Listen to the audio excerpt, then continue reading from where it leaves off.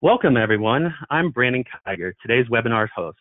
I am a contractor supporting the Office of Indian Energy Policy and Programs Tribal Energy Webinar Series. Today's webinar, titled Leveraging Opportunities to Bring Tribal Clean Energy Projects Online, is the third webinar of the 2024 DOE Tribal Energy Webinar Series. Let's go over some event details. Today's webinar is being recorded and will be made available on DOE's Office of Indian Energy Policy and Programs website in about 1 week. Copies of today's presentation and slides will be posted to the Office of Indian Energy's website shortly after this webinar. Everyone will receive a post-webinar email with the link to the page where the slides and recording will be located. Because we are recording this webinar, all phones have been muted. We will answer your written questions at the end of today's final presentation. However, you may submit a question at any time by clicking on the question button located in the webinar control panel on your screen. Let's get started with opening remarks and a presentation from Lizana Pierce. Ms. Pierce is a senior engineer and the deployment supervisor for the Office of Indian Energy Policy and Programs, duty stationed in Golden, Colorado. She is responsible for the execution of the deployment program, which is national in scope. Specifically, the deployment program includes financial assistance and technical assistance and education and outreach. She also implements national funding opportunities and administers some of the resultant tribal energy project grants and agreements. She has nearly 30 years of experience in project development and has been assisting tribes in developing their energy resources for 25 years. Ms. Pierce holds a Bachelor of Science degree in Mechanical Engineering from Colorado State University. Lizana, the virtual floor is now yours. Thank you, Brandon, and hello, everyone. I join Brandon in welcoming you to today's webinar. This webinar series is sponsored by the Office of Indian Energy Policy and Programs, otherwise referred to as the Office of Indian Energy. This year's webinar series is entitled Tribes Leading the Way to Clean Energy Transition. Great strides have been made in recent years to help provide greater financial support and foster relationships between federal agencies and tribal governments. The most recent examples are the Bipartisan Infrastructure Law, or BILL, the Inflation Reduction Act, otherwise known as IRA, and the recent presidential executive order on reforming federal funding and support for tribal nations, as well as the U.S.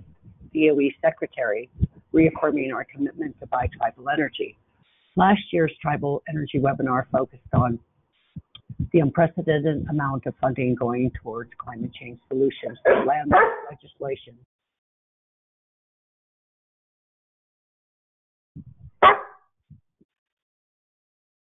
Such as BILL and IRA, and how tribes can participate in the clean energy transition.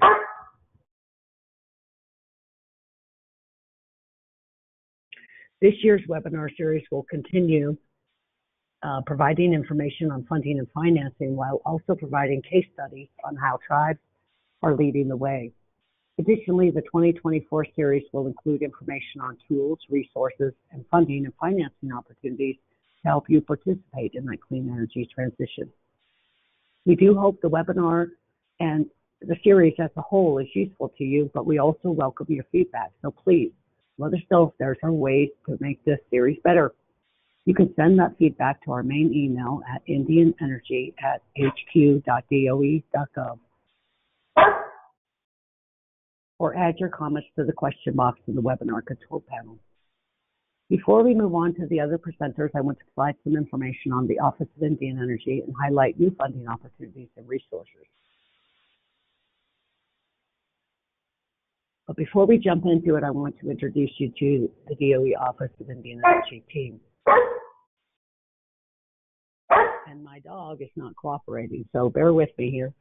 Wahela Johns is the director of the office. She's a member of the Navajo tribe and comes from northeastern Arizona. Stop. Yeah. Go on.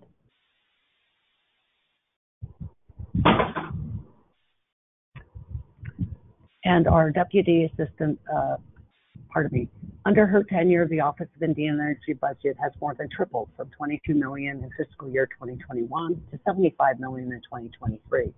This growth provides additional funding to support tribal communities in pursuing their energy sovereignty and their energy goals. And it includes 30 staff positions for the office, so we're growing as well to hopefully provide you with more support. David Conrad, he's a citizen of the Osage Nation. He serves as our deputy director. And he had recently served as director of the Office of Public Affairs for the Assistant Secretary of Indian Affairs in the Department of Interior. And prior to that, he did serve within DOE, Congressional Affairs, as well as acting director for the office at one point. He has 20 years of intergovernmental experience in energy, environmental, economic development, and natural and cultural resources. Next slide, please. This is a picture taken at the end of August of 2023. It includes our leadership in the middle, in the front, and our federal staff and contractor support. We've since grown as well. The office is currently comprised of 20 federal employees.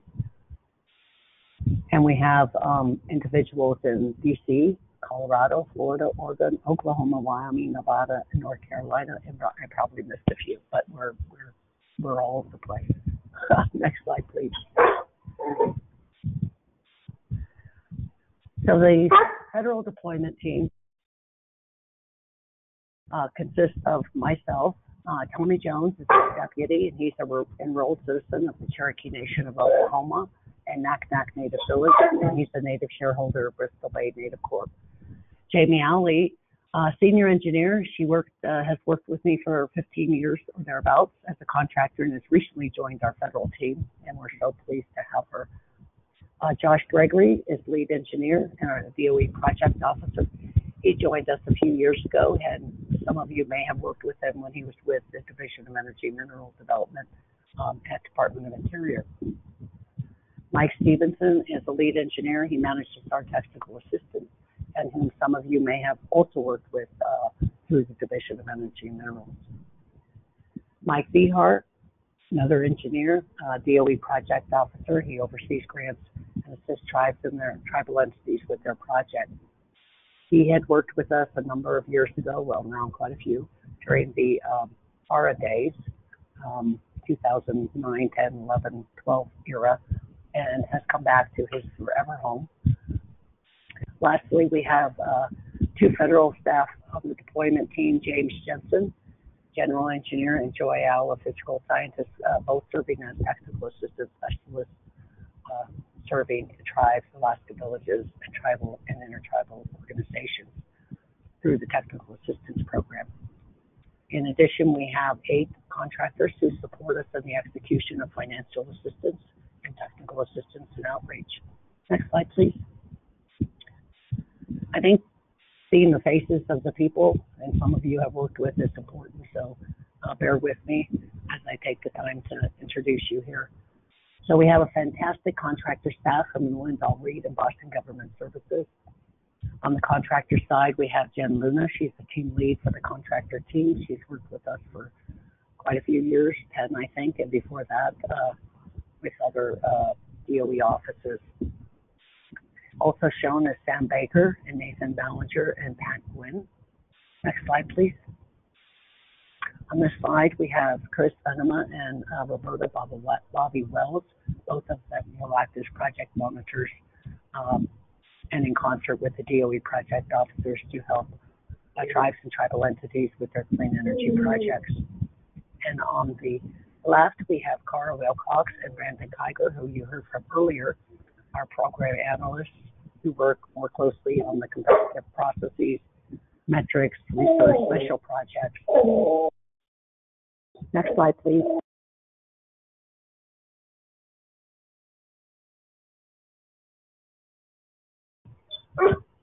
So as advocated for and by the tribes and incorporated in the Energy Act of 2005, the office is charged by Congress to promote Indian energy development, efficiency and use, reduce or stabilize energy costs, enhance and strengthen Indian tribal energy and economic infrastructure, and bring electric power and services to Indian lands and homes. Next slide.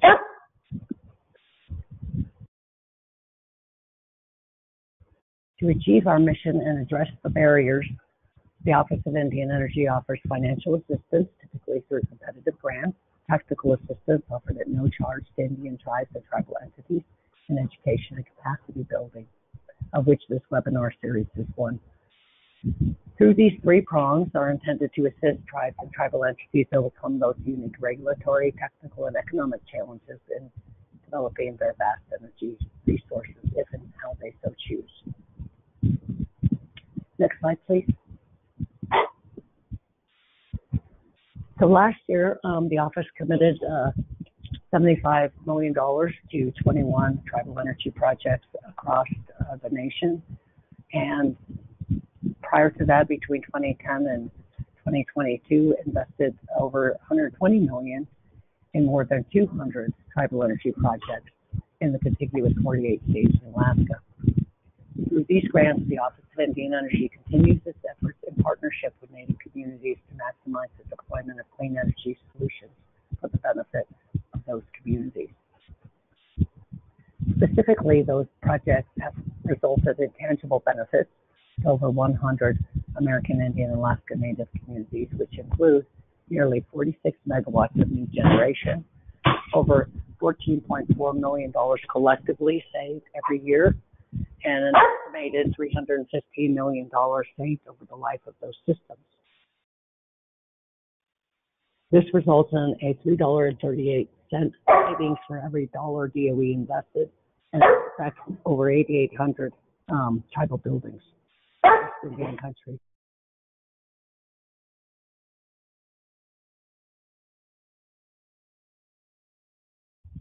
Next slide, please. And you can access energy-related opportunities offered through DOE, other agencies on our current funding opportunity page, and download a funding flyer shown here, which is updated weekly. Next slide, please. So here's a sample of the opportunities that are open now. And you can see there's a lot of money through USDA, EPA, and others. I won't go into this, but you will have the slides where you can go to our funding opportunities page and download this yourself. Next slide, please. Again, more examples of wonderful opportunities for tribes and tribal entities, including the Tribal Energy Financing Program, which has $20 billion available for loans and loan guarantees.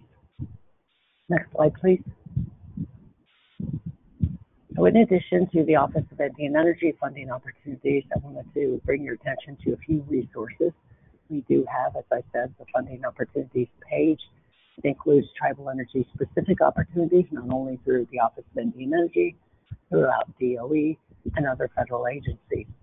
You can also receive information on funding opportunities by subscribing to our email newsletter or accessing the weekly funding flyer, either online or through the email newsletter.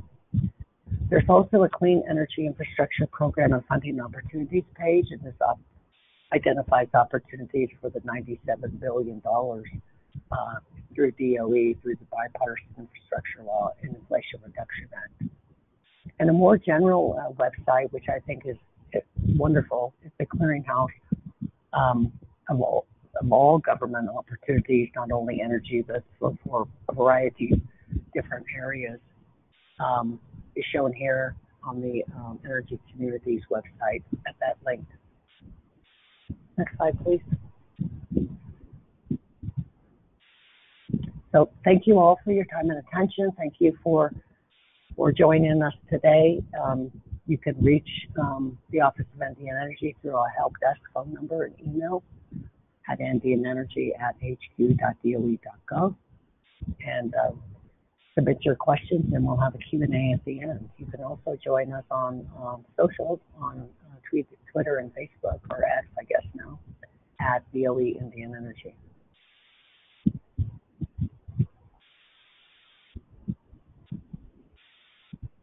And before I turn it back to Brandon, I did want to personally thank all of the presenters for giving up their time and preparing for and presenting today's webinar. Thank you all.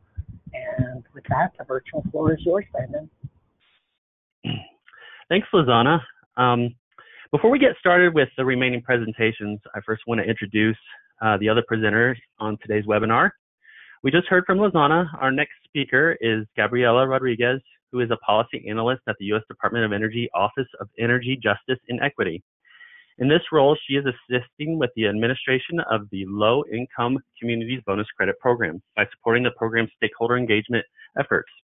Prior to this role, Gabriella assisted the Office of Energy Justice and Equity with the rollout of the Department of Justice 40 programs through the creation of public-facing materials and development of the stakeholder engagement strategy. Gabriella received her Master's of Environmental Management from the Yale School of Environment. Following Gabriella's presentation, we will hear from Brian Hirsch. Dr. Brian Hirsch is the president and founder of Deerstone Consulting, LLC, a renewable energy consulting firm focused on microgrid, utility, and community development in remote locations, especially in the Arctic and the tropics. Recent and ongoing projects include developing solar, photovoltaic, wind, battery, diesel hybrid systems across Alaska and providing technical support to Alaska Native regional organizations and other groups covering over 120 communities across Alaska. Deerstone has helped clients secure over $260 million in clean energy funding in the last 3 years. From 2009 and 2015, he was a senior project leader for the National Renewable Energy Lab, Alaska Initiative, and projects globally. Following Brian, we will hear from Ingemar Mathiasson. Originally from Sweden, Ingemar has lived in Alaska since 1987. Since 2009, Ingemar has continued his work with renewable energy as an energy manager for the Northwest Arctic Borough, managing multiple renewable energy projects in 11 communities, including a wind diesel project in Buckland and Deering in 2010, a 1.7 million solar PV project for all regional water plants in 2013, a biomass project in Ambler 2019, a heat pump pilot project, and energy efficiency for all households in Ambler in 2020. Chinook and Kabuk Solar Battery IPP 2021 and the Noatak Solar Battery IPP in 2023. He is the coordinator for the Northwest Arctic Energy Steering Committee, and that encompasses the communities of Kotzebue, Buckland, Deering, Noatak, Kivalina. You're really testing me here, Ingemar. Nurvik, Sulawik, Kiana, Ambler, Chinook, and Kabuk. He acts as one board director on the Renewable Energy Alaska project, otherwise known as REAP. Following Ingemar, we will hear from Margie Schaff. Margie is a partner at Native Energy Resources Council, LLC, where she represents tribes and tribal organizations with tribal legal codes, tribal utility negotiations, electric power and transmission contracting, oil and gas, tribal energy resource development, business matters, and energy strategies. Margie has also been an energy attorney for over 30 years. She also assisted DOE with technical assistance requests related to tribal utility pre-feasibility studies. She also has published law-reviewed articles, including the regulation of electric utilities on Indian reservations and Indian Alapti water rights, a case study of allotments on the former Malheur Indian Reservation. Finally, we will hear from Anthony Jacoby, who is with the Seneca Energy. Anthony has over 20 years of experience in corporate strategic planning, project management, sales and marketing, and policy making with national corporations. Over the last 10 plus years, Anthony has served as the director of Seneca Energy and Telecom at the Seneca Nation. In his role as a director, Anthony has managed distributed generation projects, developed a broadband network and related infrastructure, supplied natural gas and electricity deliveries, negotiated interstate pipeline rights-of-way, and conducted rate analyses and implemented energy efficiency initiatives. Anthony serves as a member of the Department of Energy's Indian Country Energy and Infrastructure Working Group, also known as ICWIG, the Calix Tribal Advisory Board, and the New York State Climate Impacts Assessment Team and the Climate Change Task Force of Seneca Nation. Anthony received his Bachelor of Science degree from Clarkson University in Potsdam, New York, and graduated with his master's degree from Canisius College in Buffalo, New York.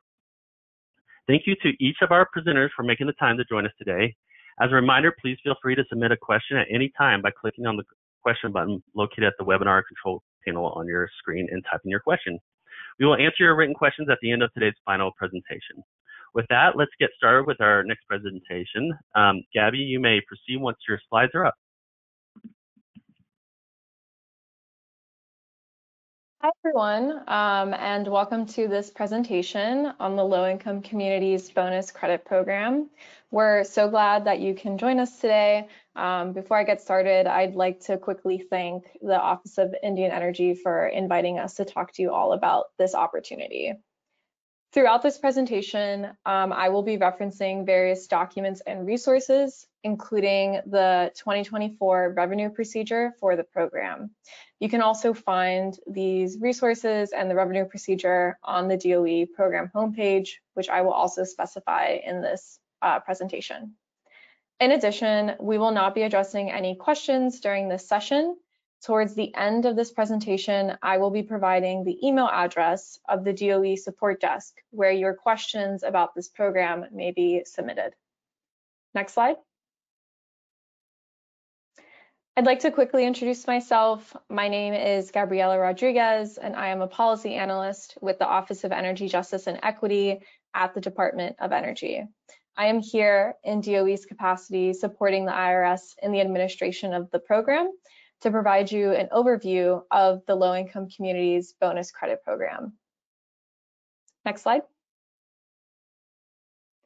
Before we dive in, we do want to provide the following disclaimer. Today's presentation provides an overview of the implementation of the Low-Income Communities Bonus Credit Program. This presentation will not cover all aspects of the program. Please refer to the official IRS guidance, the 2024 revenue procedure, and the Treasury regulations for complete information on eligibility requirements and the application process. The information provided in this presentation should not be considered tax advice or tax filing support. Please consult a tax professional, accountant, or attorney if you need tax-related assistance. Next slide. So here's our agenda for today. We'll first provide an overview of the program and then describe the application selection process. We'll then provide a short overview of the documentation and attestations needed to apply. And then we'll talk about the steps of the application process itself, which includes registration, submitting an application for allocation, and the steps to take once the facility is placed in service. And then we'll end by sharing some important dates and timeframes to be aware of and some helpful program resources. Next slide. We will now walk through the program's overview. Next slide. So what is the Low-Income Community Bonus Credit Program? The Low-Income Communities Bonus Credit Program under Section 48(e) of the Internal Revenue Code provides a process for owners of qualified solar or wind facilities to apply for an allocation of environmental justice solar and wind capacity limitation. Section 48(e) generally provides for an increase to the investment tax credit under Section 48 of 10 or 20 percentage points for qualified solar and wind facilities that receive an allocation of capacity limitation. The Treasury regulations and the revenue procedure found on the IRS website and the DOE program homepage details the rules and process for owners of qualified solar or wind facilities to apply for an allocation of environmental justice solar and wind capacity limitation. DOE will review applications and make recommendations for eligible applications to the IRS. The IRS will annually allocate capacity limitation up to 1.8 gigawatts plus any carried over unallocated capacity limitation from the previous program year. Treasury and the IRS recently announced the distribution of that capacity limitation, which I will go over later in this presentation. Next slide. Treasury included 3 implementation goals for this program. They are to first increase the adoption of and access to renewable energy facilities in underserved and environmental justice communities. The second goal is to encourage new market participants. And the third is to provide substantial benefits to underserved communities and individuals who have been historically marginalized from economic opportunities and overburdened by environmental impacts. Next slide.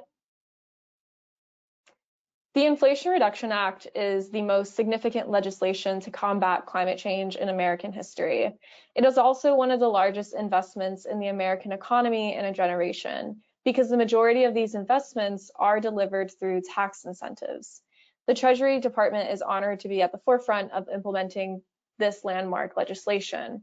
There are two pieces of guidance to best understand this program.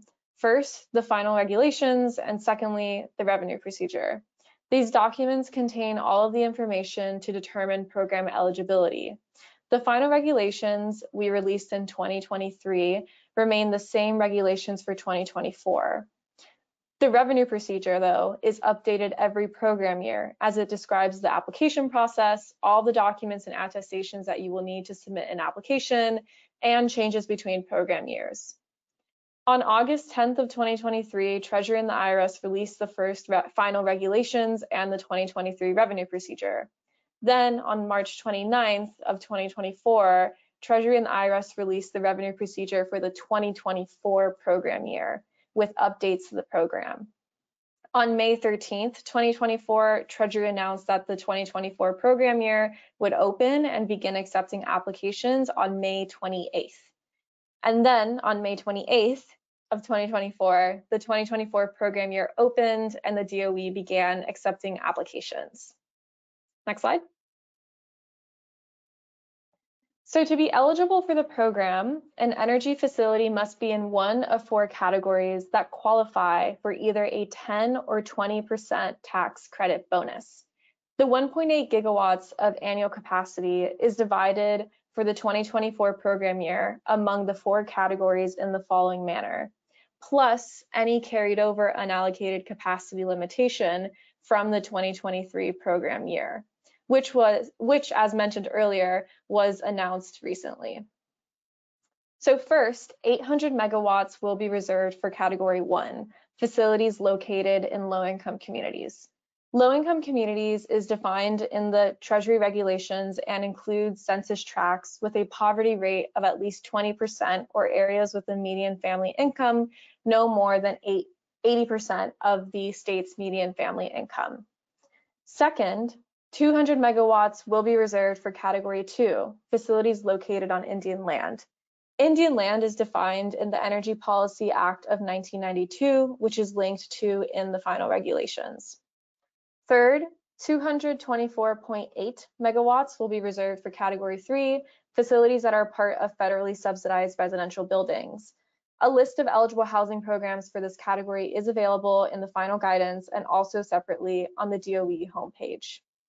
And lastly, 900 megawatts is available for Category 4, facilities where at least 50% of the financial benefits of the electricity produced go to households with incomes below 200% of the poverty line or below 80% of the area's median gross income. On the rightmost column, you will see the tax credit percentage boost that successful applicants would claim on top of the energy investment credit. This is 10% for Category 1 and 2, and this is 20% for Category 3 and 4.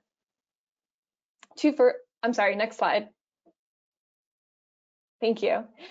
So to further our impact, we focus on the people and places disproportionately impacted by energy insecurity. We know that some parts of the country and some facility owners may need additional time to reach commercial readiness and put together competitive applications. Because of this, at least 50% of the program's capacity limitation in each facility category will be set aside for qualified solar or wind facilities that meet additional selection criteria. Using these set-asides for additional selection criteria helps us meet the goals we outlined for the program. The additional selection criteria fall into two buckets. First is ownership criteria, and second is geographic criteria. Next slide. The first additional selection criteria is based on facility ownership, and it includes facilities owned by tribal enterprises, Alaska Native corporations, renewable energy cooperatives, qualified renewable energy companies, and qualified tax-exempt entities. Please refer to the guidance for the exact definitions of each of these if you feel like you could qualify for it. Next slide. The second additional selection criteria is based on geography, and it includes facilities located in areas with the highest energy burden and the least investment. This is indicated by facilities that are located in persistent poverty counties or in areas that have high energy costs, as determined by the energy category of the Climate and Economic Justice Screening Tool. A mapping tool is available on the DOE program homepage that helps the public identify whether a potential facility meets this additional selection criteria. Next slide. As mentioned, at least 50% of the program's capacity is set aside for facilities that meet additional selection criteria. In addition, the Category 1 capacity limitation of 800 megawatts is subdivided. Category 1 facilities are subdivided with 500 megawatts of capacity reserved specifically for eligible residential behind the meter facilities, including rooftop solar. The remaining 300 megawatts of capacity distributed to Category 1 is available for applicants with front of the meter facilities and non-residential behind the meter facilities that meet the requirements. When we refer to sub-reservations, apologies, 1 second. When we refer to sub-reservations in this presentation and materials, we are referring to these Category 1 sub-reservations. As demonstrated on this table, when submitting an application for the program, an applicant will choose which category and/or sub-reservation of the 4 categories their facility is eligible for and indicate if they are purporting to meet additional selection criteria in their applications. Next slide. Now we'll explain the application selection process. Next slide. So the 2024 program year began on Tuesday, May 28th at 9 a.m. Eastern Time. This is when it became available for registered applicants to submit applications for all 4 facility categories in the DOE's applicant portal. The applicant portal web address is https://eco.energy.gov/EJ bonus. Once the application period opened for the 2024 program year, the initial 30-day period began, during which all applications would be treated as submitted on the same date and at the same time. In other words, there is no advantage to submitting an application on the first day or on the 30th day or any time in between. We want to encourage applicants to take their time filling out their applications to ensure they are complete and correct. The closing date of the initial 30-day period will be Thursday, June 27th, 2024 at 11:59 p.m. Eastern Time. All applications submitted by 11:59 p.m. Eastern Time on the closing date will be considered submitted during this initial 30-day period. Next slide. After the 30-day period, applications submitted during these 30 days in oversubscribed facility categories and sub-reservations will enter a lottery. Next slide. Following the 30-day period, the rolling application period will begin. If there is remaining capacity in a facility category or sub-reservation after applications submitted in the first 30 days have been reviewed, DOE will review applications submitted in those facility categories or sub-reservations after the 30-day period. This will be reviewed in the order in which applications are received in a particular category or sub-reservation. The IRS will award capacity limitation allocations in the order that it receives recommendations from the DOE. DOE will continue to accept applications until the rolling application period closes. There is not yet a set date for when the rolling application period closes. This will be announced in the future. Importantly, the end of the program year does not coincide with the end of the calendar year. Next slide. As mentioned, at least 50% of the program's capacity in each category will be reserved for qualified facilities meeting additional selection criteria, referred to as ASC for short. We recognize that in the first 30 days, we may receive more applications than capacity available, which is what we would call an oversubscription.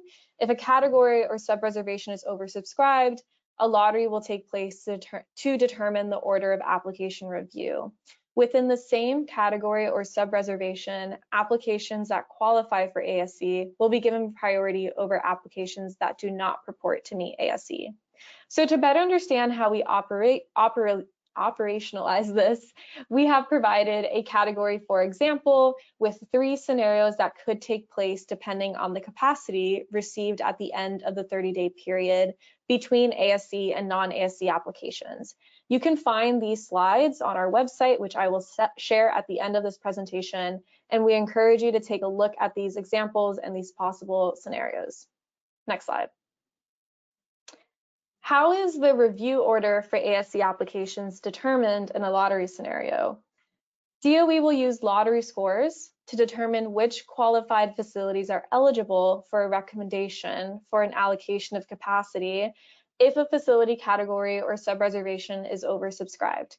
If the eligible applications for capacity limitation for facilities that meet at least one or two additional selection criteria exceed the capacity limitation for a facility category or sub-reservation, applications purporting to meet both ASC receive a higher score so that they are given priority over other applications within each facility category or sub-reservation.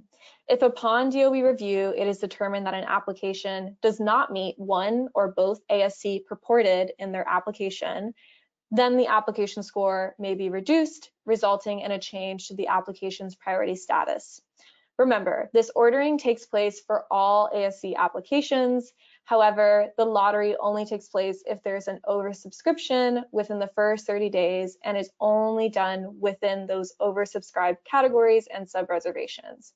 All applications that are received after the initial 30-day window are ordered based on their submission timestamp.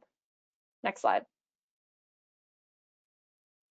Before we dive into the application process, we will now provide a short overview of the documentation and attestation requirements. Slide.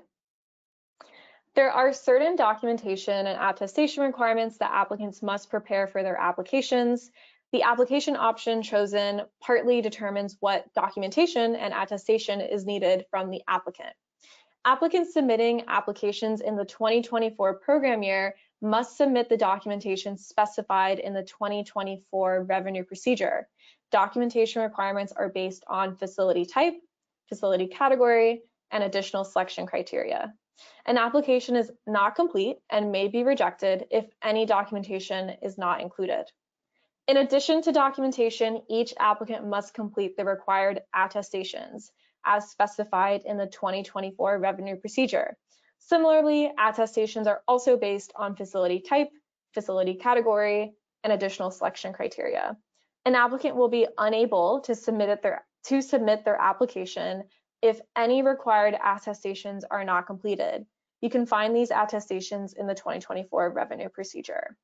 Additional documentation and attestations are also required for place in service requirements, which occurs after an applicant has received an allocation for capacity limitation. Details can be found in the 2024 revenue procedure. Slide. Thank you. In addition to the documentation and attestations related to facility type and category, any applicant purporting to meet the additional selection criteria must submit additional required documentation and complete additional attestations. For ownership criteria with respect to all 4 categories, applicants must submit certain documentation to demonstrate that they meet the ownership criteria. For geographic criteria with respect to categories 1, 3, and 4, applicants must provide an attestation that the qualifying facility will be located in a persistent poverty county or in a census tract designated as disadvantaged in the climate and economic justice screening tool. Next slide. We will now provide an overview of the application process. As a reminder, you can find much more detailed slides that explain the application process step by step on the program homepage. Next slide. Here are the basic steps of the application process. The very first requirement for anyone who wishes to submit an application on behalf of their organization is to create an account with login.gov. This will grant you access to log into the DOE applicant portal to register and submit applications. Next slide. The registration process includes providing certain details about your organization. Slide. And at that point, you're able to apply for an allocation of capacity limitation by submitting applications for single qualifying solar and wind facilities. Next slide. The DOE review team will conduct an initial review of the application and provide a recommendation to the IRS to approve or deny the application based on whether it satisfies the required criteria. Additional documentation may be requested by the DOE review team. Once a recommendation is made, the IRS will review and issue an approval or denial letter for the facility. Slide. Thank you. And again, DOE will make a recommendation to the IRS, who will then make a final eligibility determination. Next slide. The owner of the solar or wind facility is the applicant, who must apply for an allocation of capacity. Provided the facility is determined to be eligible for an allocation and there is capacity available to allocate, the owner of the facility is the recipient of the allocation of capacity. Each application must be for a single facility.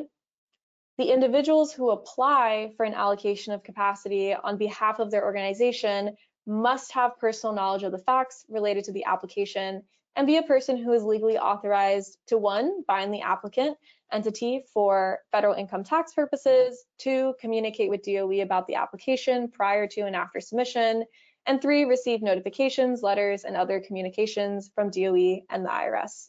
Please make sure that you understand the ownership structure of the project and comply with these requirements before moving forward with an application. Next slide. So after you successfully register your organization, you're then ready to submit an application for allocation. Once registered, applicants will select the applicable category and application option link for their facility. This will then generate the appropriate application for you, and applicants may view descriptions of each category. Each category has application options based on additional selection criteria and the appropriate sub-reservation. Please make sure you review the additional selection criteria requirements to ensure you have selected the appropriate application option. Next slide. Once an applicant's facility is placed in service, but prior to filing tax forms to claim the credit, applicants are required to submit additional information and complete the placed in service requirements. Next slide. Applicants will then be instructed to review their original application. Applicants will upload additional documentation, check attestations, and submit the information for review. The details of these documents and attestations can be found in the 2024 revenue procedure. Projects that are allocated capacity must follow the revenue procedure of the program year in which they received an allocation. So projects that are allocated capacity from the 2024 program year must follow the 2024 revenue procedure for all place in service requirements. Next slide. So once the IRS has completed its review, applicants will receive a notification that the IRS has issued an eligibility or disqualification letter that can be found within the applicant portal. If the IRS issues an eligibility letter, the applicant may claim the energy percentage increase on their applicable tax filing form. Please consult with a tax advisor to determine eligibility under the investment tax credit. Applicants may also make a transfer election or, if eligible, make an elective pay election. To make an elective pay election, additional steps are required outside of the 48e application process. Please see irs.gov/elective pay for more information. Next slide. We will end this section of the presentation by discussing the final steps in claiming the energy percentage increase. The applicant may claim the energy percentage increase on Form 3468 investment credit or Form 3800 general business.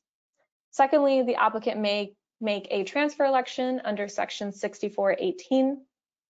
And third, if eligible, the applicant may make an elective payment election under Section 6417. If an applicant will be making an elective pay election, again, additional steps are required outside of the 48e application process that can be found at the link on the slide. Next slide. We will now wrap up by discussing the program timeline and helpful program resources. Next slide. So here are some important key dates and timeframes. As stated earlier, on May 28th, the applicant portal opened and the 30-day application window began. And on June 27th, the initial 30-day application window will close at 11:59 p.m. Eastern. DOE will continue to accept applications on a rolling basis. Afterwards, lotteries will be conducted in applicable sub-reservations and the program capacity dashboard will be published. It is not determined yet when, but then the 2024 program year will close and DOE will no longer accept applications. Finally, IRS allocation letters will begin to be issued as soon as possible this program year. Next slide. The DOE has established a program homepage, which I have mentioned throughout this presentation. On this program homepage, you will find program information, the revenue procedure and treasury regulations, program updates, access to the applicant portal, program resources, and the support desk contact information. The link to the program homepage is www.energy.gov/justice/low-income-communities-bonus-credit-program. Next slide. DOE's program homepage also hosts a variety of very helpful program resources that are including, but not limited to, these on this slide. I will highlight just a few of these. The first one is the applicant checklist. This is a handy, digestible checklist of information and materials to prepare to submit an application. Secondly, there is the applicant user guide. This has very detailed instructions and screenshots of each step of the application process. And third, there's the frequently asked questions document. This document holds many, many common questions about the program and the application with detailed answers to those questions. Next slide. In addition, a public mapping tool has been created showing census tracts that meet the definition of Category 1 low-income community eligibility and census tracts that meet the geographic additional selection criteria. As covered earlier in this presentation, the geographic additional selection criteria includes persistent poverty counties and census tracts that have been specifically identified as having a high energy burden by the Climate and Economic Justice Screening Tools energy category. This mapping tool was created by our partners at NREL and is hosted again on the DOE's program homepage. Next slide. I want to quickly take this opportunity to review some helpful reminders about the public mapping tool. First, the Category 1 maps are identical to the new market tax credit maps. Secondly, the CJS map includes 8 categories of burden. Only the energy category is eligible for additional selection criteria. In addition, program-provided mapping resources are not available to identify Indian land, so you will need to reference the statutory definition of Indian land for Category 2 eligibility. And lastly, we want to clarify that it is possible for facilities to qualify for geographic additional selection criteria, but not qualify for the Category 1 definition of low-income community and vice versa. Next slide. Wrapping up here, I just also want to share the DOE support desk. For program-related questions and application assistance, applicants may contact the DOE support desk for the program. This email address is ejbonusupport@hq.doe.gov. There is no dispute process for capacity allocation denial decisions or for determinations of ineligibility at the place and service stage. The DOE support desk is unable to provide tax advice, clarification, or interpretation of the regulations for Section 48(e) or any other IRS tax incentives or tax-related policies. Any questions requesting tax-related guidance or tax filing support should be directed to the applicant's tax professional, accountant, or attorney. And lastly, please don't contact the support desk for questions related to the status of an application or to submit program feedback. Next slide. So this concludes the content of my presentation. Thank you for your attention and interest. I want to emphasize that all questions about the program and what you heard about today should be forwarded to the email address listed, that is ejbonusupport@hq.doe.gov. In addition, please visit the program homepage for more information. That is where you can find the larger version of this entire slide deck on that link there on the slide. Thanks again so much, and looking forward to your participation in the program. Thanks, Gabriella, for sharing this opportunity with us. And just to let the audience know, I am dropping some of these links over in the chat box. So if you do have a question, you can copy the text there and then send your question to the help desk there. So thanks again, Gabriella. Thank you. Next, we will move on to Brian Hirsch and with Deerstone Consulting. And he's going to be, you may go ahead and proceed once your slides are up there, Brian. Great, thank you, Brandon, and good morning, at least from Alaska here. Good afternoon to you folks that are further east. Thank you all for your time and attendance today. I was asked to speak in particular about some unique situations in Alaska associated with some of the Department of Energy Office of Indian Energy support that has been provided to many of the communities up here. And Deerstone Consulting works with really tribal communities across the entire state.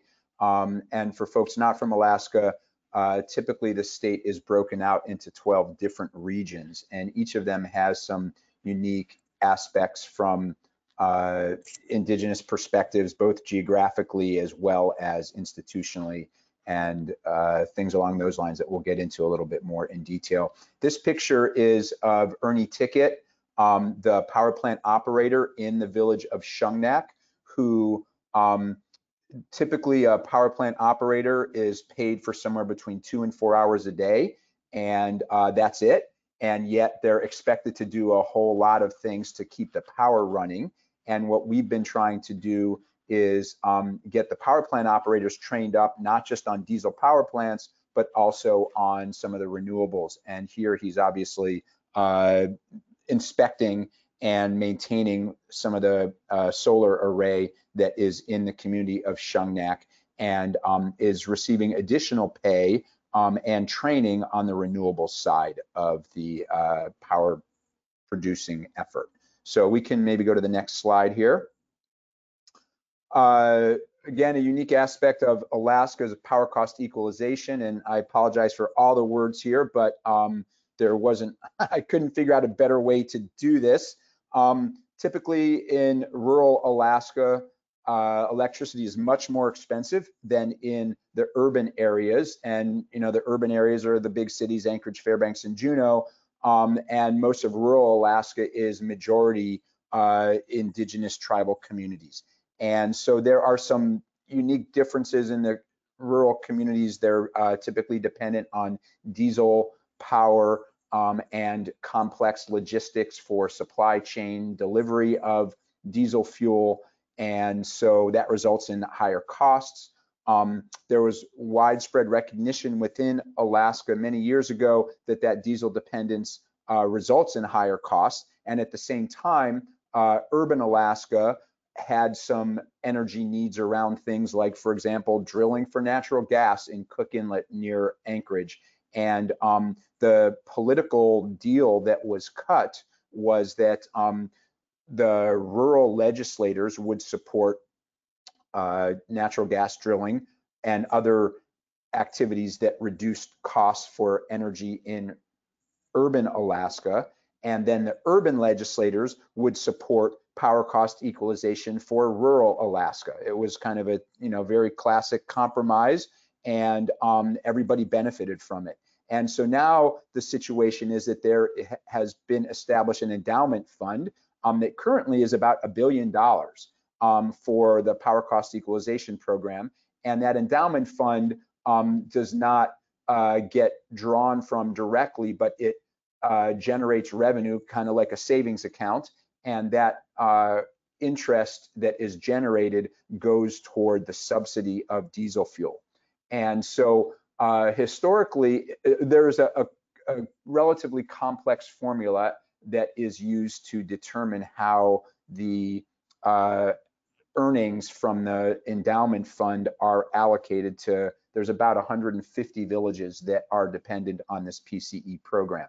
And so there's a relatively complex formula that allocates this earnings interest, and it's based first and foremost on the cost and the consumption in terms of the amount of diesel fuel, but there are also some non-fuel expenses around if you were to purchase power, and or how much you pay your local labor for operating and maintaining the power plant. So in general, though, historically, the way the formula worked in, say, the 1980s when it was initially established, there weren't really many other options other than diesel fuel to produce power. Nowadays, with renewable energy, the formula is sort of outdated in a way, because what happens is it creates a perverse incentive. So if you save diesel fuel, and hence as a utility you're saving money,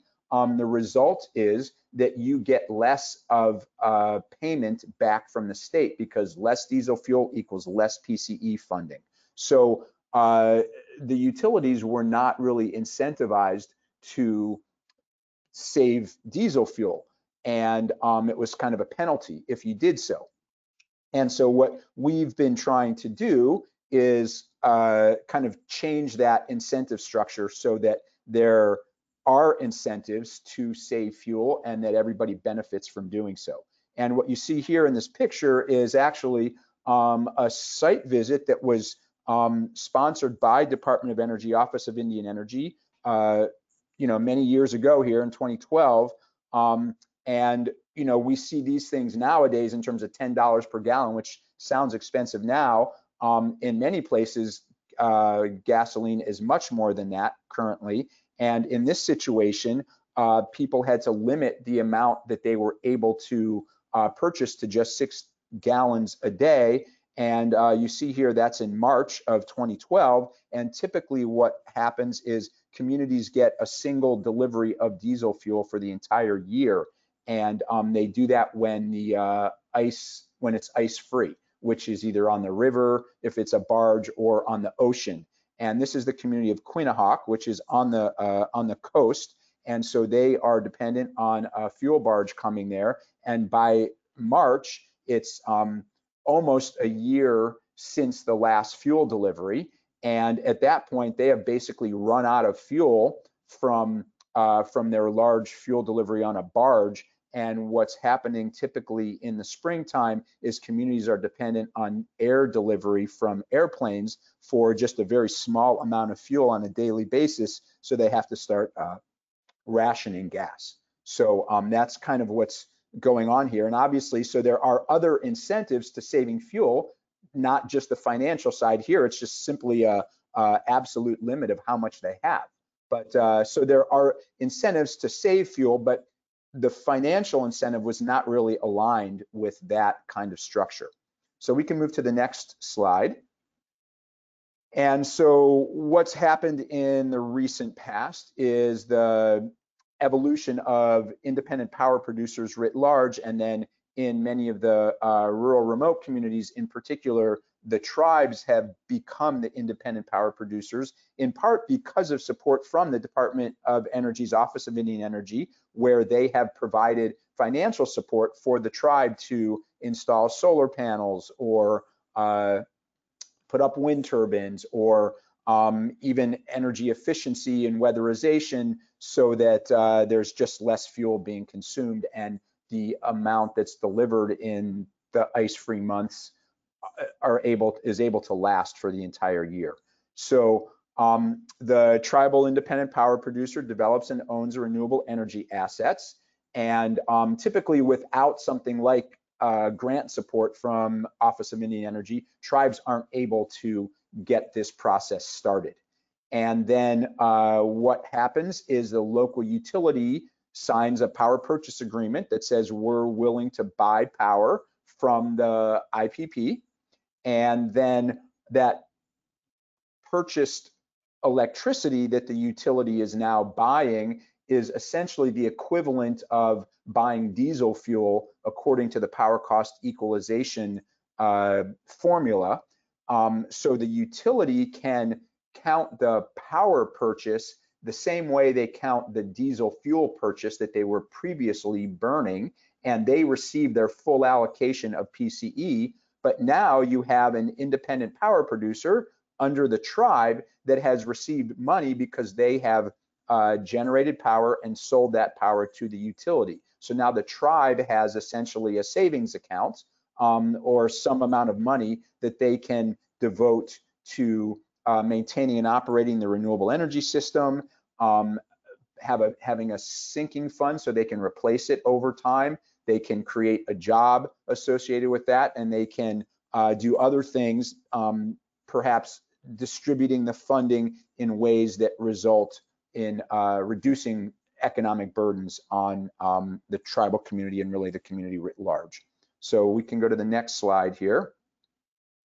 And so this is, the numbers came from a particular community. And so we just looked at, on the left side here, you have what the utilities annual expenses were in fuel and non-fuel costs. So 1.8 million in fuel, which is all the diesel fuel that's delivered, and 1.154 million in non-fuel costs, paying their labor and collecting their bills and maintaining their equipment.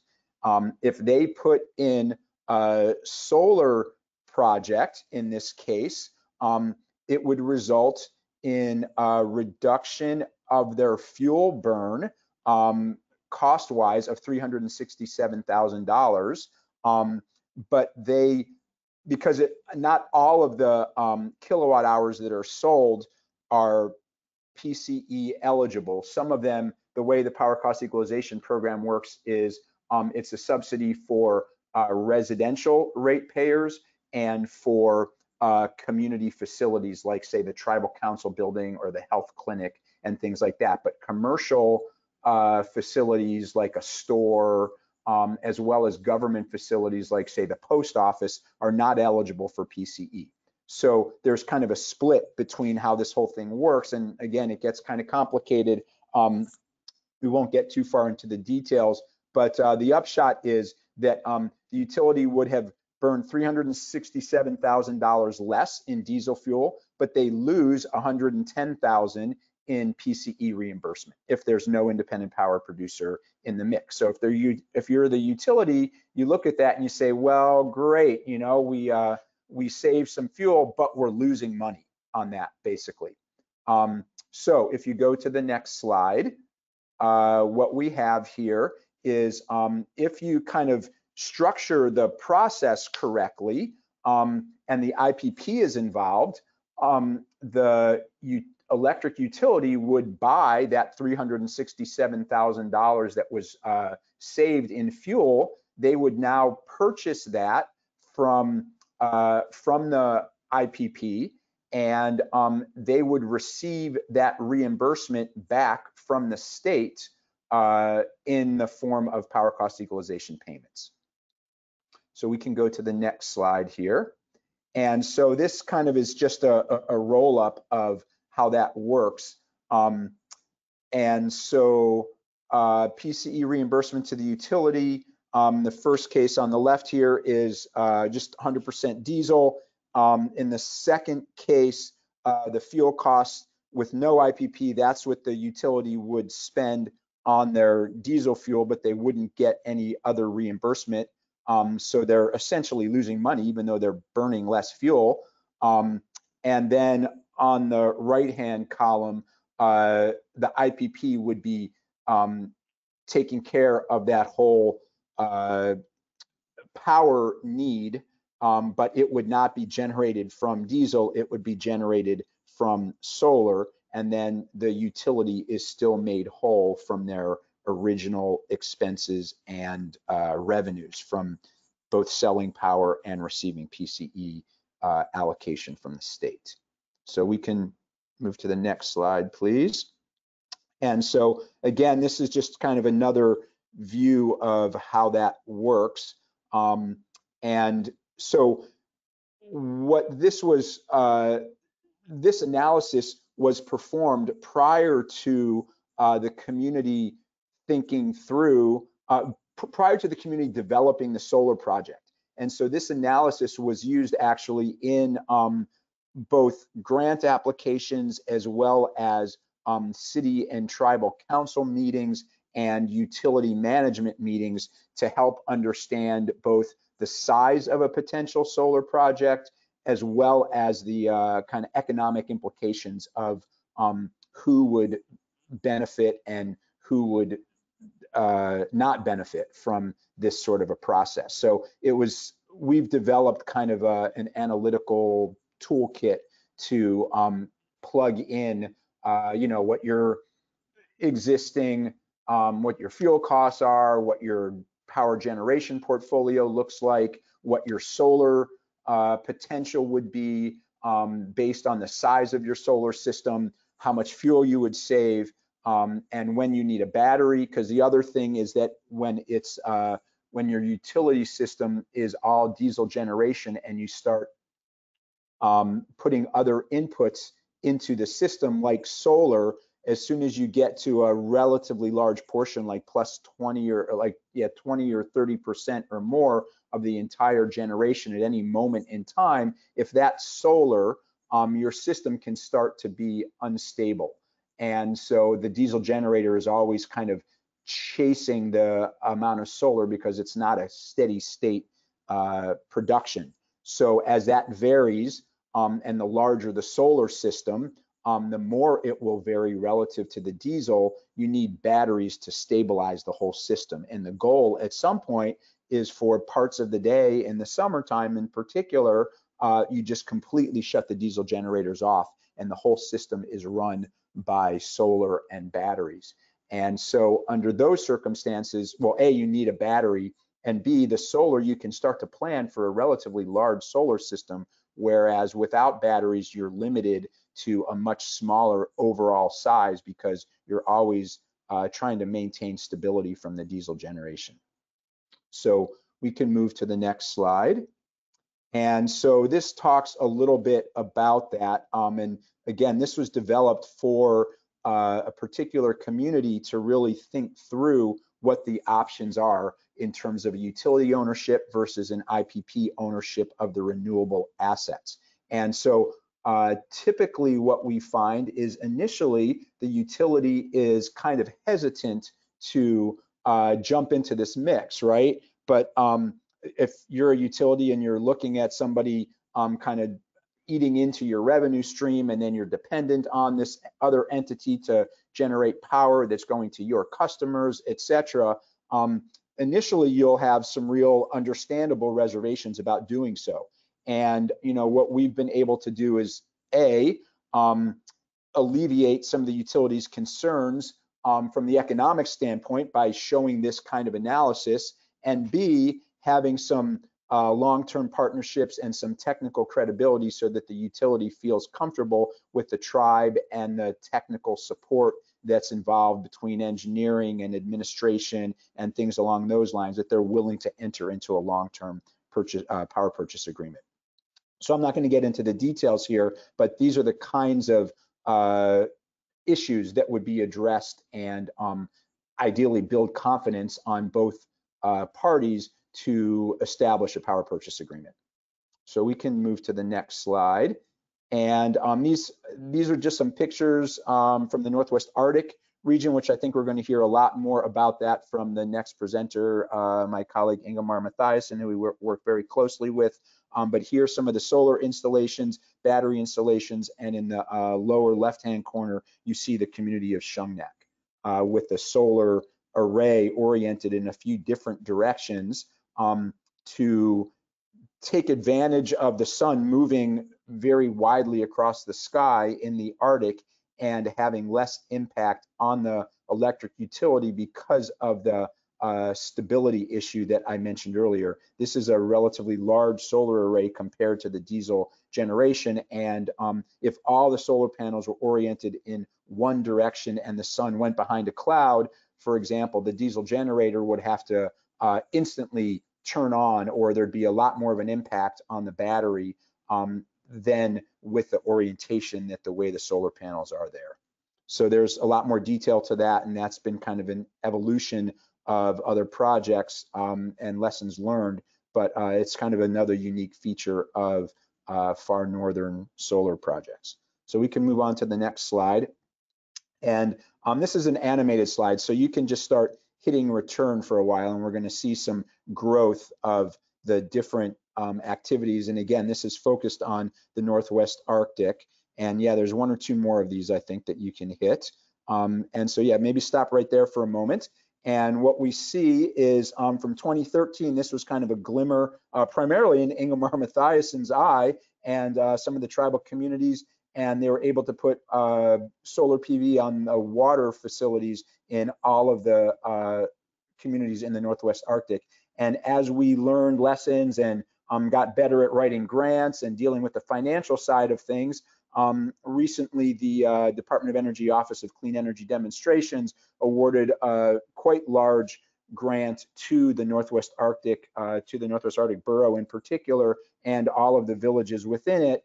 And we're now looking at over 7 megawatts of solar that will be implemented in the region. And I think you can hit return a few more times, and we'll see just a couple projects, some pictures of the projects going across the top of the screen there. So you see some of the different projects that we were talking about earlier. Okay, next slide, please. Yeah, so what I want to share here is an entirely other region and a different approach to the same concept. And so this is focused on the Bristol Bay region, where we're also doing a lot of work with really all the communities and the regional entities. And in this case, what we have is a very, I guess, diverse situation where you see at the top there, Naknek and Nushagak. Those are the two largest utilities and communities in the region. And the rest of the communities are much, much, much smaller. And so the bigger utilities have some advantages and some challenges, but in this case, what we've found for the most part is some advantages compared to the much smaller communities. And this is kind of a justification for communities to work together and to try to create an economy of scale so that some of the efforts, for example, that have been successful in the Northwest Arctic can be reproduced here. And so the two largest communities have Bristol Bay, many people probably know, is sort of the home to the largest commercial salmon runs in the country and some of the largest in the world. And so there is a lot of commercial fish processing in the villages of Naknek and Nushagak, which is also Dillingham is the other name for it. And so those two communities on an annual basis have a much larger, 30 times larger load than many of the other communities, 70 kilowatts versus 2.4 megawatts. So if we move to the next slide, what you'll see is that that distribution of power, however, is very uneven. And because of fish processing, the month of July, which is coming right up here, is when the majority of the commercial fish processing occurs. And so in the two communities of Naknek and Nushagak, they have a substantially larger demand for just literally 1 month a year. So what the to some degree, arguably the obvious solution or a potential solution is a lot of solar power. In the month of July in Alaska, we have almost 24 hours a day of solar, which in many other parts of Alaska, the electricity demand is much higher in the winter time than the summertime. So solar doesn't do you a whole lot in the time when you have high demand. But in these communities, where there is commercial fishing, and you can see right at the bottom there, Naknek Electric, Nushagak Electric, and the other kind of large bars up above that line there are Chignik and Igigik. And those four communities all have commercial fish processing. And so that's really what we see. And that's kind of on one hand a real challenge. If you have a 450% increase for 1 month of the year, you need like lots of diesel generators for that 1 month a year, and the rest of the time they're sitting idle. And at the same time, it's an opportunity, as just mentioned, because you can maybe meet a lot of that demand with solar. So we can move on to the next slide here. And so what you see here, the black in particular, is the percentage, not the dollar amount, but the percentage of individual utilities expenses that are related to the fuel cost. And so, for example, you see there, like maybe a third of the way down, Kaliganik, over probably 2/3 of their entire cost for electricity is because of diesel fuel. And communities have different percentages here for all sorts of reasons. Some of the diesel generators are more or less efficient than other places. Fuel delivery is much more complex in some places where they have to fly in all of their fuel, whereas other communities can get ocean and river barges fueled in, of fuel shipped in. So there's some real variation here. But again, if you start thinking about that target for power cost equalization, communities that are spending a lot of their percentage costs on fuel are good targets for trying to help maybe establish an independent power producer with renewables and really knocking down that fuel cost and still getting that funding coming into the community through the PCE allocation. So we can move to the next slide here. And you know, what we see here now is not just the percentage, but the actual rates. The dark blue is what people are paying after PCE, and the entire bar, both the dark blue and the light blue, is what it actually costs the utility. So you know, what you're seeing is some of the communities have a much higher rate than others, both the effective rate, which is you know, with PCE subsidy, or the other one is without the PCE subsidy. But you know, what we're seeing in many situations, you know, for example, Nushagak and Naknek there, if you see near the bottom, their average effective residential rate is 26 cents a kilowatt hour. Now this is several years ago, so that's probably gone up a little bit because fuel costs have gone up, et cetera. And the PCE floor has gone up as well because power has increased in Anchorage, Juneau, and Fairbanks, and PCE is based in part on what those three urban areas are spending. So anyway, that's a nuance, but the other communities, the effective rate is 36 cents. And when you look at the full cost, you know, it's 44 versus 71. So clearly, you know, larger utilities there have a lower fuel price or a lower overall electricity price for a whole host of reasons. So we can move on to the next slide. And so what we've done is really kind of dig into why and how that happens and where the opportunities from the utility side as well as the IPP side. But really right now, we're just primarily looking at the utilities because frankly, a lot of them are really struggling with very high fuel costs and some well, high electricity costs, as well as deferred maintenance and just basic reliability of the systems. Communities are really struggling. They maybe have 3 or 4 diesel generators in their power plant, and all of them except one of them are not working as they often go into the winter. And so then they'll have extended outages when it's, you know, 10 or 20 below zero outside, and there's some real emergencies that occur under those circumstances. So we try to identify the challenges here and the opportunities, right? So for example, in the larger utilities, they have more trained personnel, and they can afford to pay higher rates for people, and they have real need in the summertime because of those commercial fishing situations, whereas in the smaller communities, they still have winter peaking demand, and they have a lot of need in the wintertime for trained personnel. So we've looked at maybe we could, you know, trade off where the larger utilities have personnel for, you know, diesel mechanics or people working on the power lines and things like that, that they're hired through the larger utilities, but in the wintertime, the smaller utilities could essentially lease them out. And that's cheaper than flying people in from Anchorage. There's more ready response, things along those lines.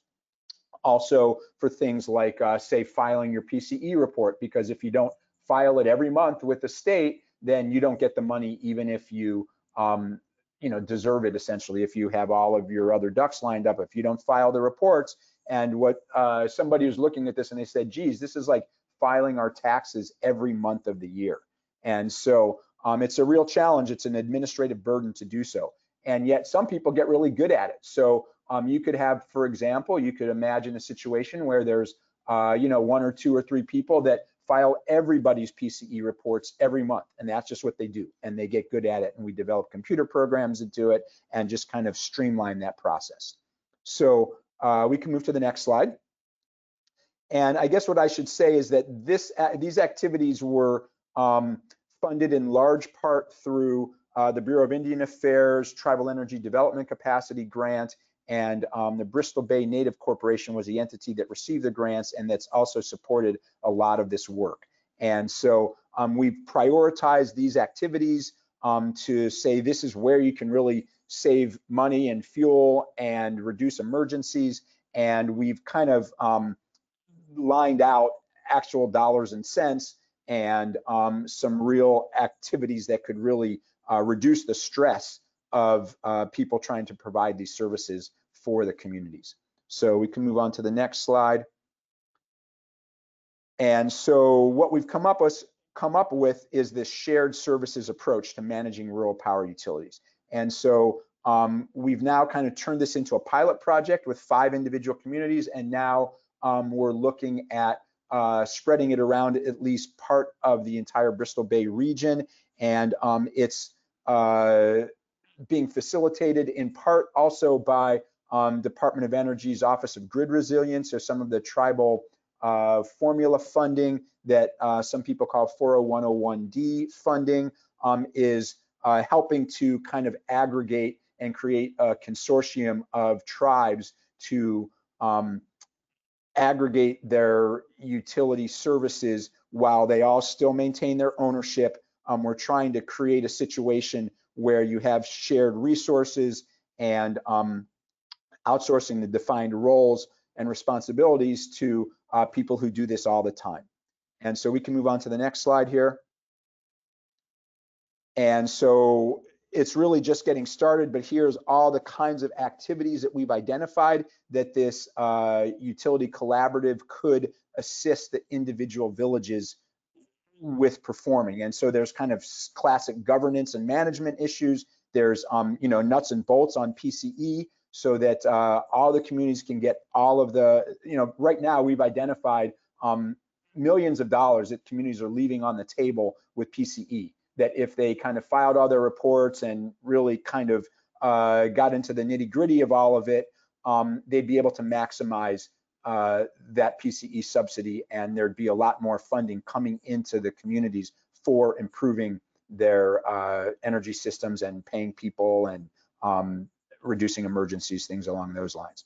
And so, and really down the road here to the right in terms of power supply, the long-term goal is to help communities transition to renewables. And without having your diesel power plants running properly, it's essentially impossible to fully optimize renewables. So moving on to the next slide here, what we've done so far is create a pilot project with 5 villages, and we've started to really implement these activities. And we are now expanding this to 17 communities in essentially half of the Bristol Bay region under what's called the Lake and Peninsula Borough, that's similar to the Northwest Arctic Borough in the Northwest Arctic. And this is just another local government in the Bristol Bay region. And then the hope is to really expand this to all of the communities that want to participate.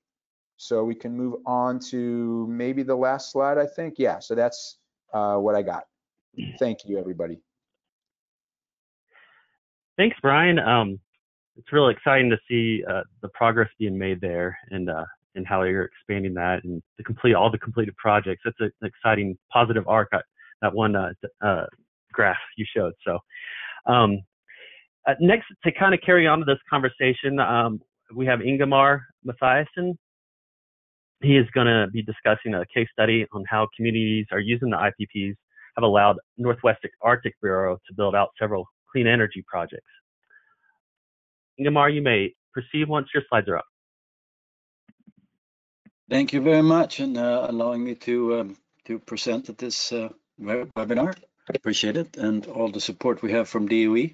I'll be following in the excellent report from Brian Hertzler, my partner in the energy business, and the PCE that he presented looked really, really good. So you can go to the next slide. So of course, I just want to put this one in. We do because we have our energy steering committee, and it's very important to remember that it's not the most adaptable. It is the most adaptable to change that lives within means available and works cooperatively against common threats that survives. And another thing, we don't necessarily need to cling to old resources if you know they're endangering you. And I, of course, referring to oil in this case. Next one.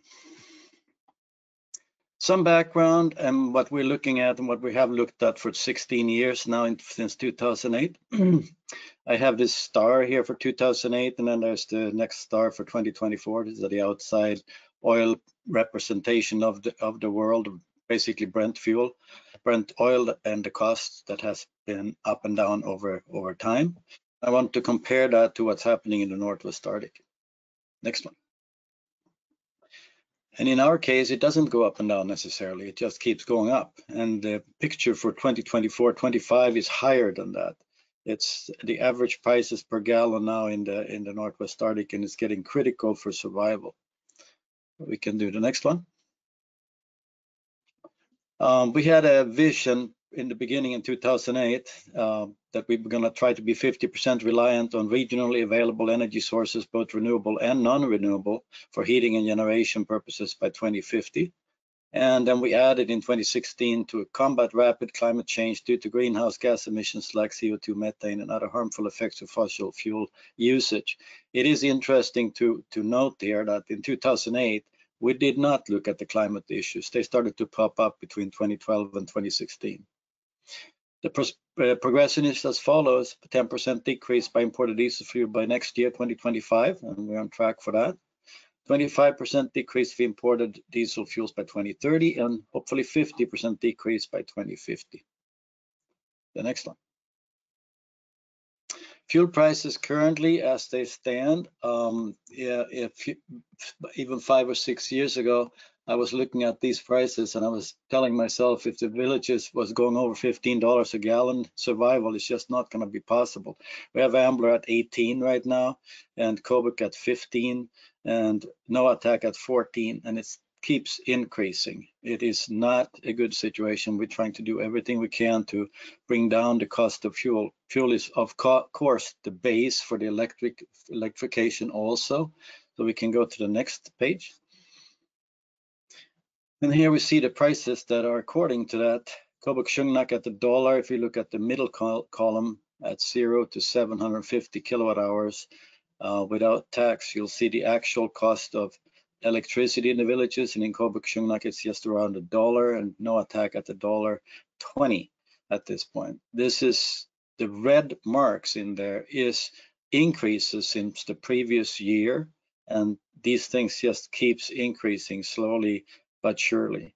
I should also note that at the far end there, you'll see utility non-firm power purchase rates, referring to the IPP buyback rate in the case of the communities for what the utility is willing to buy the renewable electricity for. And if you look at Shungnak, for example, that I will show here, you'll see the actual cost is over $1, but the buyback is 65 cents, right? 6.6479, and that's the avoided diesel cost right there. That's referred to that. I should note one thing here, and in Brian's presentation, it showed a little bit the differences between utilities operation with alternate energy versus the IPPs.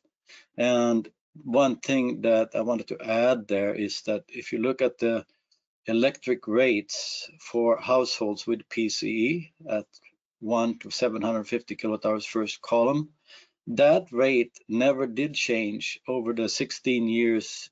It's slowly increased instead.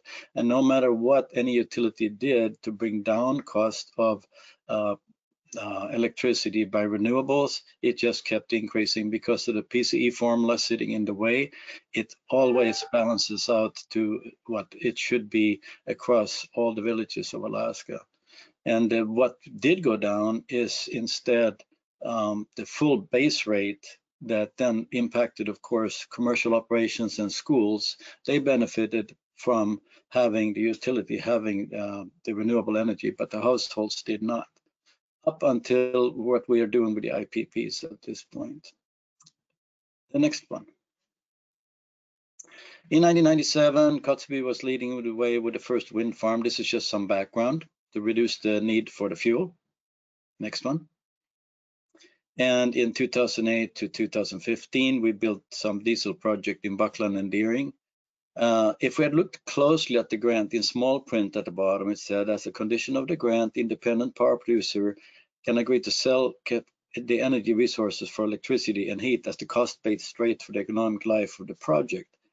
But we were not even thinking about IPPs back then. All these projects were made for utilities. And this little note here, even though in 2008 it was there were no IPPs in Alaska at that time. The first one actually happened with Fire Island later on in 2012.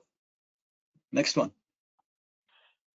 In 2012, up in the borough, we put together the solar project that proved to Washington and everybody else around the nation that Alaska was not dark, that we actually could have good solar power up in Alaska.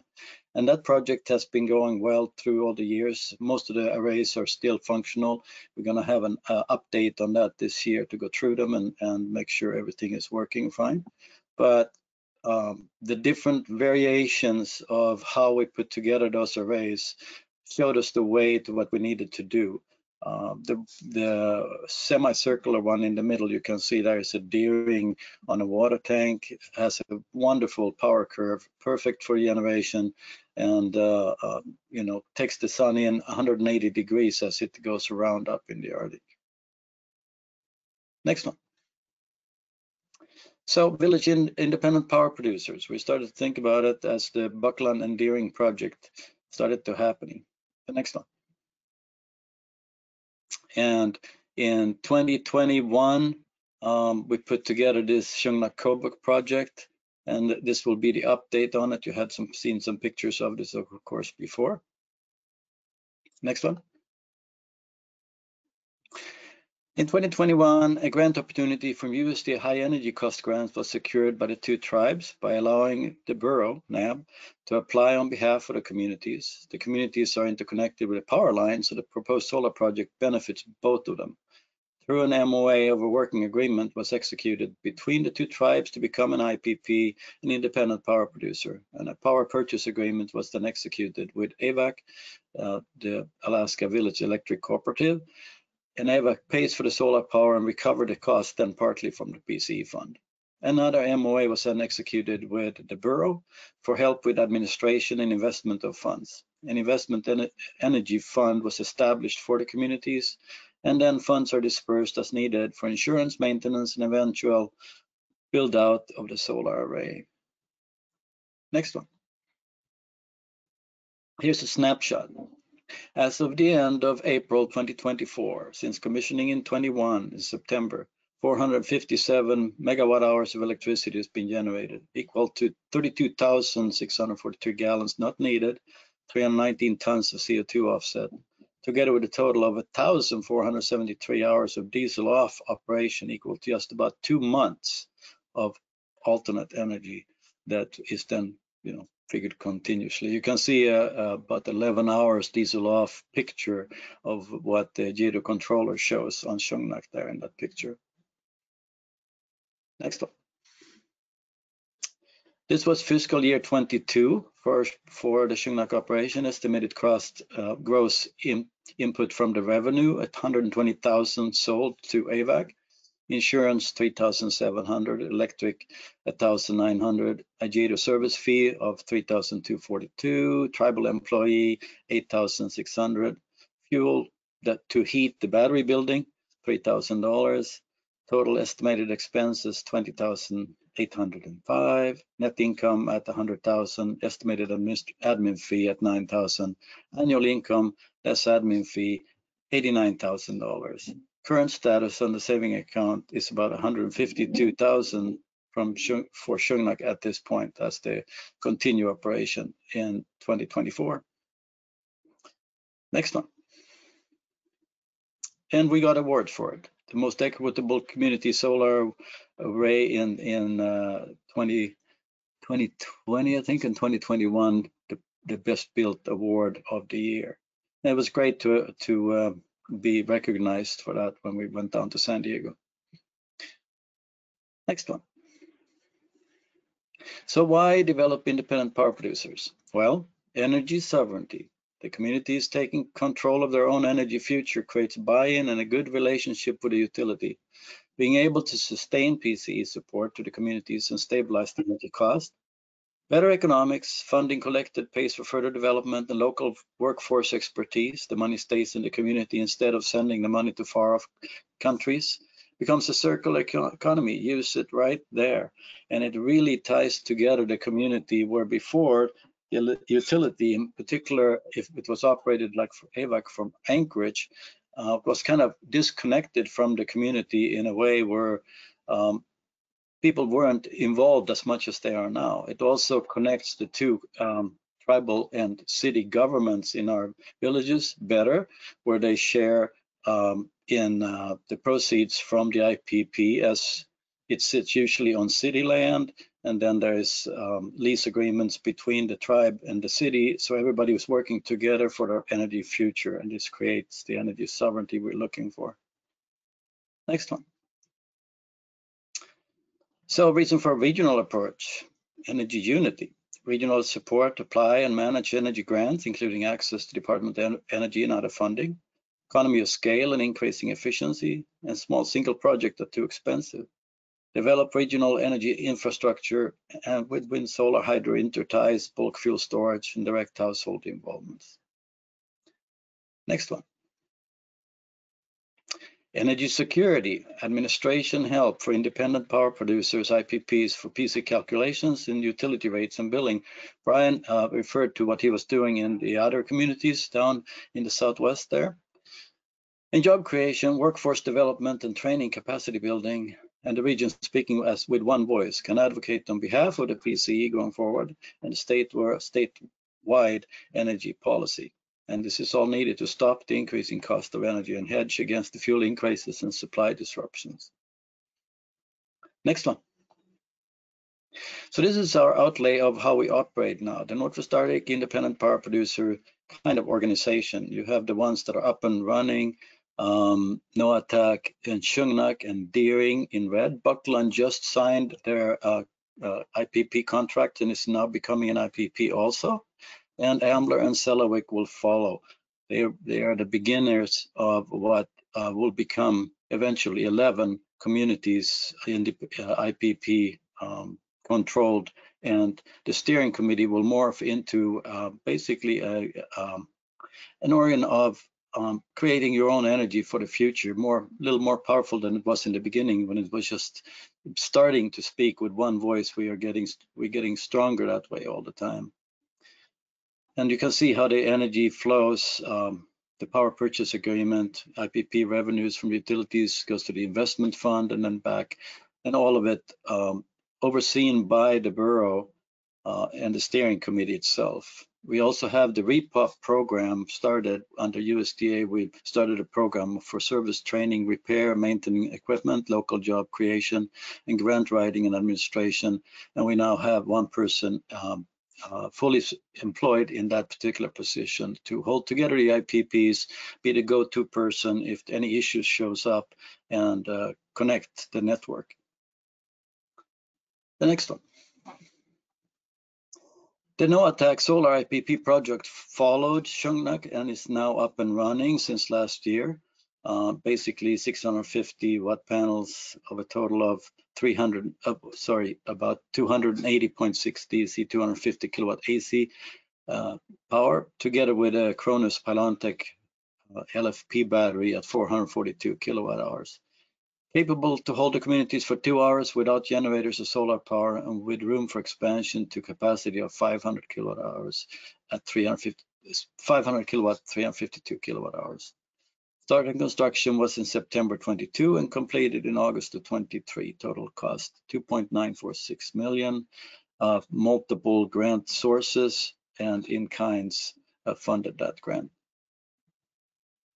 Next one. Here's a blessing picture by the elders where they blessed the array and the battery. Next one. And here's a power outage avoidance that nobody even noticed. It's just a shot from the gyro controller in no attack, where there was a momentary half hour off on the generators and the battery kicked in and took care of the problem and power was flowing. Next one. So in the Northwest Arctic, how much is clean renewable electric energy now?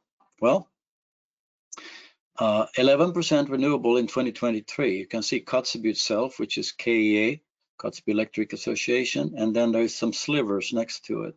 And then spread out by community on the left, Shungnak and Kobuk actually are producing 11% of their electricity from the sun. Kotzebue does 19 to 30% depending on wind and solar.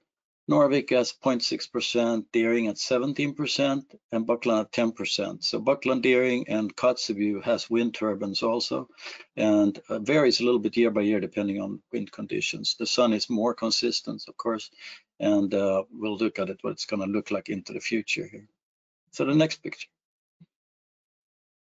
There was a request that we is now working to finalize total project budget of 68.5 million, or 54.8 is coming from DOE Office of Community Education, OSED. There's cost shares, 5 million from the NANA Regional Corporation and 5 million from the borough that we set aside for this project. AVAC has a cost share of 1.887 and Kotzebue Electric 1.8. And a total of 13.7 million in cost share is 20% of the project. Next one. Preliminary timeline for this, 2024. Upgrade no attack, and with some heat pumps is actually delayed to 2025. 2025 we're looking at Selawik and Ambler and heat pumps. 2026 construction of Norvik, upgrade Deering and heat pumps, and 27 Kayana, upgrade Buckland and heat pumps. 28 construction of Kivalina and upgrade Shungnak, and then 2029 to 2030 close approximately. And the next one. From that, we would end up with something like this: estimated IPP production per year at full build out of all communities. You can see the gallon offset at about 328,214 gallons at full build out, with a total estimated IPP annual revenue between all of them at about 1.8 million that we then would save coming in from the PCE fund that would be lost if this project was built under the utility only. Then that 1.8 million would stay in the PCE fund and would not go to the communities. So basically, by doing the IPP build out, it's makes sure that that money from the PCE fund stays with the community so it can be used for service maintenance and upkeep of it, and at the same time give some local jobs. The next one. So this is what it would look like after in 2028. We would go to 21% for the whole region, for all 11 villages, including Kotzebue, 21% renewables for the electricity by 2028. And you can see that most of the villages will stay between 20 and 27, I think is the highest one at Ambler, percent of their power for electricity would come from the sun or wind combination. So that's the outcome of this project once we're completing it 4 or 5 years from now, that we'll get a quarter of our electricity from renewables, and that is a pretty good deal. The next one. The Energy Steering Committee keeps going, 16 years and going, and continue to work with all the region's communities to hold it all together. It's the vision for the future, make sure the documents get updated, and it's a dynamic living document. This is the energy plan and needs to be able to adapt to the changes. We continue to make a sustained effort and realize that change comes slowly with understanding of new ways of operation. We're constantly looking at new technology all the time. We thought in the beginning, well, maybe we could make sure that everybody, all communities has the same kind of equipment for sharing. But the fact is actually that it takes a long time to put in these projects, and that the technology is advancing so fast that that just isn't going to happen. It will be different equipment in the communities, and we have to live with that dynamic change like everything else. We also have to realize that the energy plan is a dynamic and needs to be revised itself as new energy sources and thinking comes along. It will be, hopefully, it will be never completed. And as you get project up and running, use them for education and community participation. So what's the policy? We need a clear vision for the future from the people, for the people, and this is the IPP operations. Do we develop energy resources for short-term profits, or do we develop energy resources that can sustain the region for the foreseeable future and create that cleaner environment for our children? And the next one is probably the last one. And thank you. Thanks, Ingemar, for sharing us those case studies and great examples. You guys are going to be busy for a while, it looks like. So next, we're going to move to the lower 48. We have Margie Schaff, who will be talking about technical assistance that is available, and some other great stuff. So Margie, you may proceed once your slides are up. All right, well, happy Wednesday, everyone. My name is Margie Schaff, and I am an attorney with the Native Energy Resources Council. My partner, Evan DeWitt, and I represent a number of tribes in the lower 48 doing energy projects and tribal utilities. I also do some work with NREL in assisting with the technical assistance programs, which is what they asked me to talk about today. So please, next slide. So a little bit about the TA program. It's approximately 40 hours of free technical assistance. The work that we do results generally in a pre-feasibility study for a tribal utility or sometimes for other energy projects. There's the link to signing up. It's a very simple email to send in your request.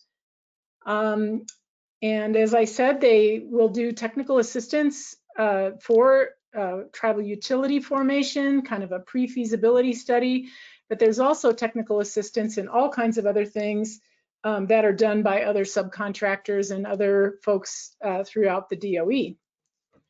I do mostly the tribal utility pre-feasibility studies, and these studies have been changing over the last number of years simply because a tribal utility is evolving. What is a tribal utility? It's really any entity that administers a tribal energy project. Next slide, please. So here are some example topics in the technical assistance reports.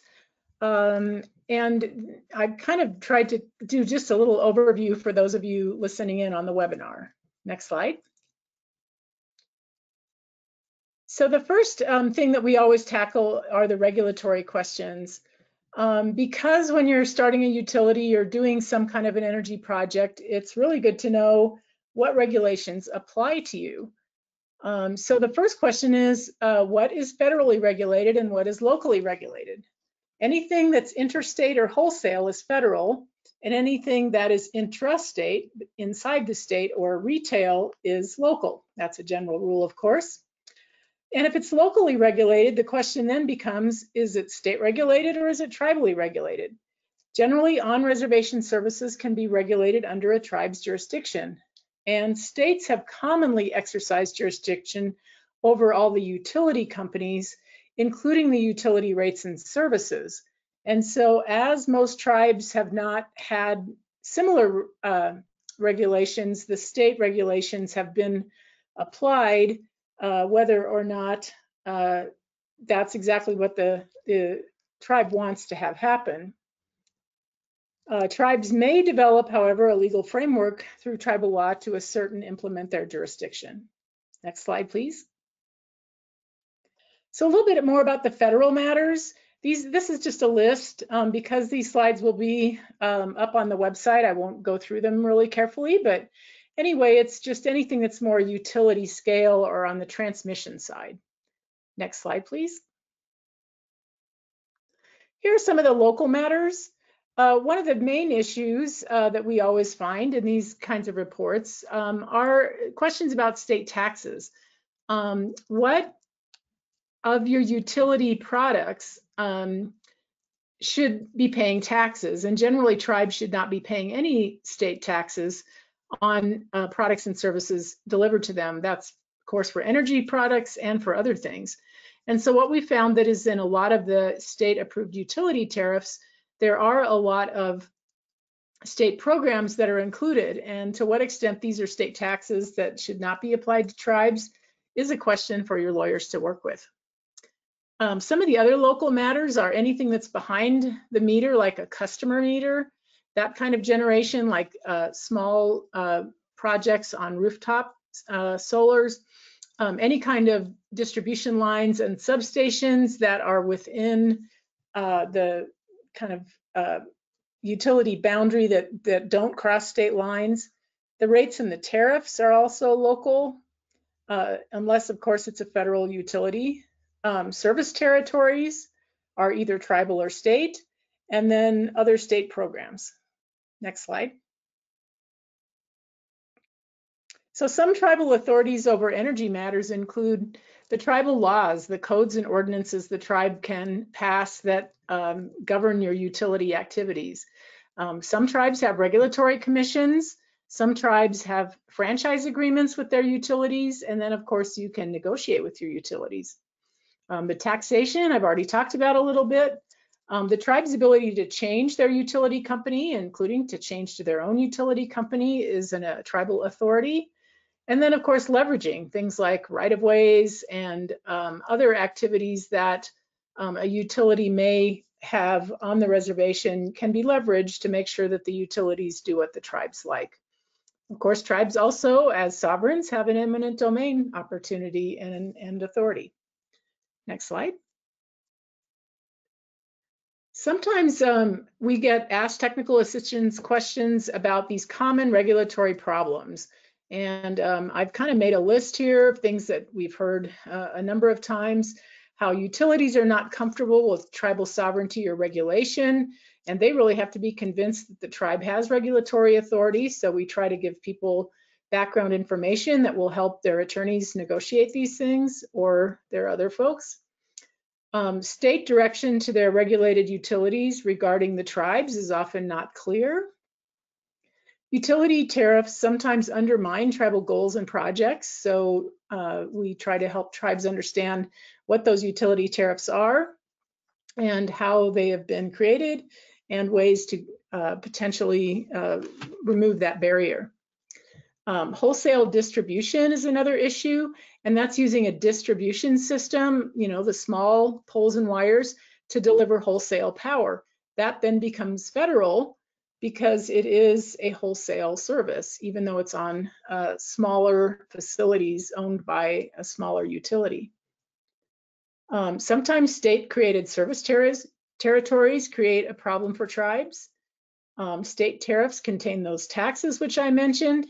And then the other issue can be departing load charges, which is when a tribal utility or other service takes over an existing IOU's service territory.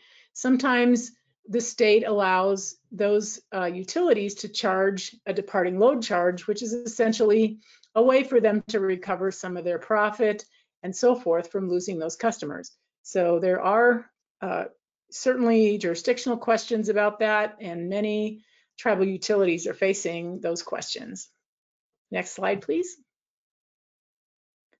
So here are just some traditional elements of a tribal utility. We always talk about these different things in these pre-feasibility studies because it's important to understand the difference between your regulatory piece and the different functions of your utility and kind of compartmentalize them for things like rates and even in understanding your utility bills. So the first element is your customer and your load. You have to know how much load you're using now, how much electricity you're using now, plus what your loads will be if you create a utility or if you create an energy project that's going to serve a group of folks. You really need to understand what your loads are. The next element of a traditional utility is a power source. These can be federally or locally regulated depending on the size or configuration.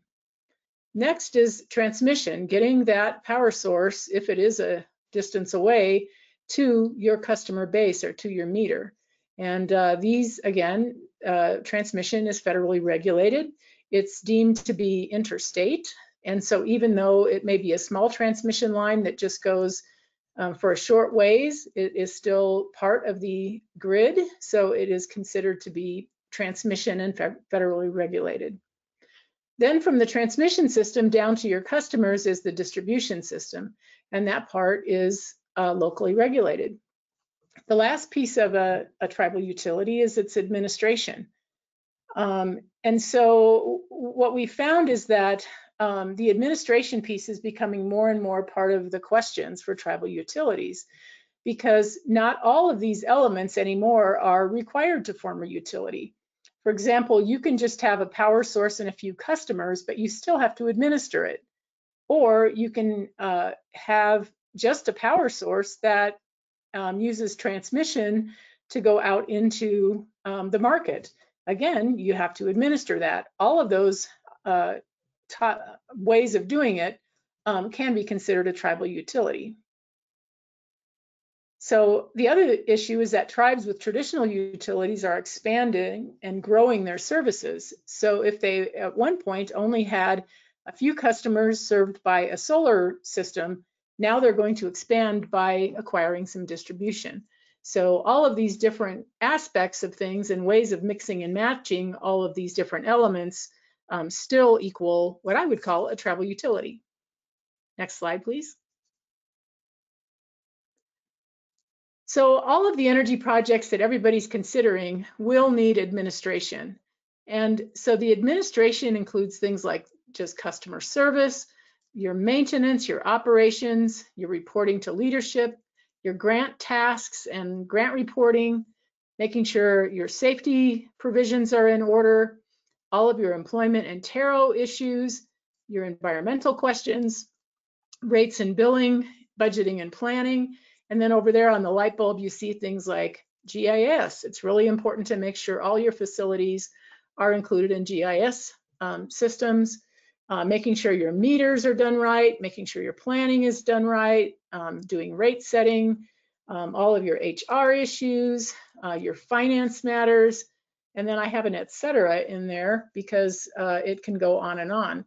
Running any kind of a utility project is way more than just getting a grant and putting up a solar panel or putting up a wind project. Because what happens down the road when it needs maintenance, what happens if nobody's watching it or paying attention to it, all of these things need some kind of administration. Next slide, please. So just a little bit more about the administration and rates and billing. So tribal energy projects, even if the capital costs are virtually free using grant funds, aren't really sustainable without long-term maintenance and customer service.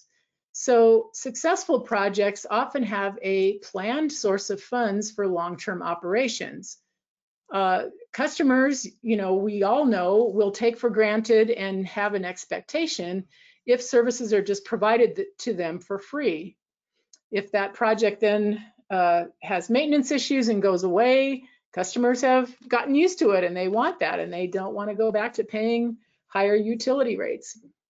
So for all of these projects, you can create a rate and a billing to customers that pays for all their out-of-pocket costs, your needed personnel to administer the project, and a rate that creates a reasonable fund to pay for project maintenance and expenses. The rates can be shown to be significantly less than your existing rates. So for example, we have one customer whose existing rates are about 15 cents per kilowatt. But when they installed a solar system and improved the ability for the homes in the area to accept just their solar power, their utility bills went down, but they were then charged a small rate, a couple cents per kilowatt hour for the solars to assure that those solar systems were properly managed. Billing may be able to be done through your existing utilities, net metering and other agreements with existing utilities. And then just a suggestion, include the cost for your electronic metering for your customers, which allows for rates and billings in your grant application so that you are always setting your project up for future success. Next slide. That's all I have. I think we were running a little late on our time, so I wanted to go through this quickly, but give me a call or send me an email if you have questions. Thanks. Thanks, Margie. Yeah, you got us caught up. So we are on to our last speaker here with Seneca Energy. Anthony, you may proceed once your slides are up. All right, thank you. Hello, my name is Anthony Jacoby. I'm the Director of Seneca Energy and Telecom for the Seneca Nation, and have been in this role for about 10 plus years now. Brought on back in 2014, and we now have a team of 8 that work with myself and the organization. Next slide, please. So the Seneca Nation is located in the Western New York area. You can see we have 5 non-contiguous territories. The 2 that are kind of primarily highlighted are our residential territories, Cattaraugus and Allegheny. One of the challenges, they're separated by about 45 minutes, so we have to duplicate a lot of our services and buildings and things like that. We basically have 2 administration buildings, 2 clinics, and so on and so forth. Our president currently sits on the Allegheny territory. Our treasurer is on the Cattaraugus territory. In November, every 2 years, we have an election, and that actually flips. So the president in the next term will be on the Cattaraugus territory, and the treasurer will be on the Allegheny territory. We have 16 counselors, 8 from each of those residential territories, and 8 are elected every 2 years. So they're kind of staggered a bit. They do 4-year terms. Next slide, please. Seneca Energy's mission is really to ensure the security, prosperity, and independence of the Seneca Nation by building a sustainable energy platform and lowering energy costs for the nation and its residents. And you'll see as we talk today, all of our decisions really, it's all kind of going towards this direction, and we really do look to the mission statement that ultimately created our vision and some of the things we'll talk about in some of the next slides. Next slide, please. So I mentioned I was brought on in 2014. This has been a long undertaking, predates myself.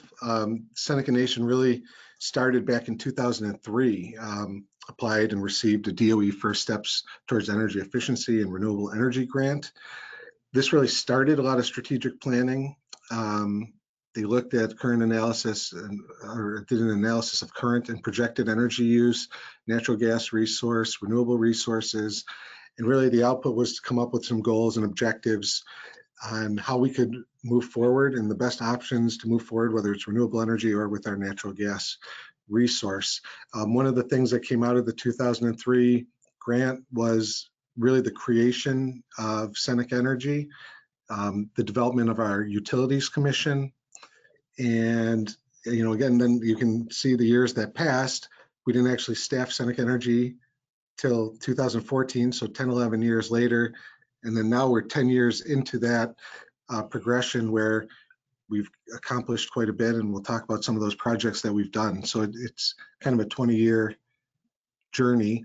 And once the foundation is built, then you can really start to really move things forward a lot quicker. I think building that foundation is really important, setting up that strategic plan.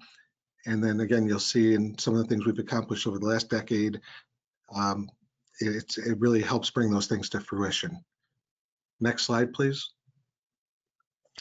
Then in 2009, again, applied for another DOE grant. And this really was the one that kind of catapulted us to creating Seneca Energy. We had bylaws, a charter was developed, and again, then staffed finally in 2014. And we really created this utility commission saying that we wanted to own infrastructure and to start, and that's what we've done.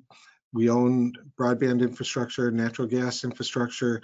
We've put up a wind turbine, a solar array that we'll talk about, and really wanting to own that to have more control. And you'll learn that we contract. We have a lot of partnerships that we do help with. They help with O&M and maintaining everything that we have.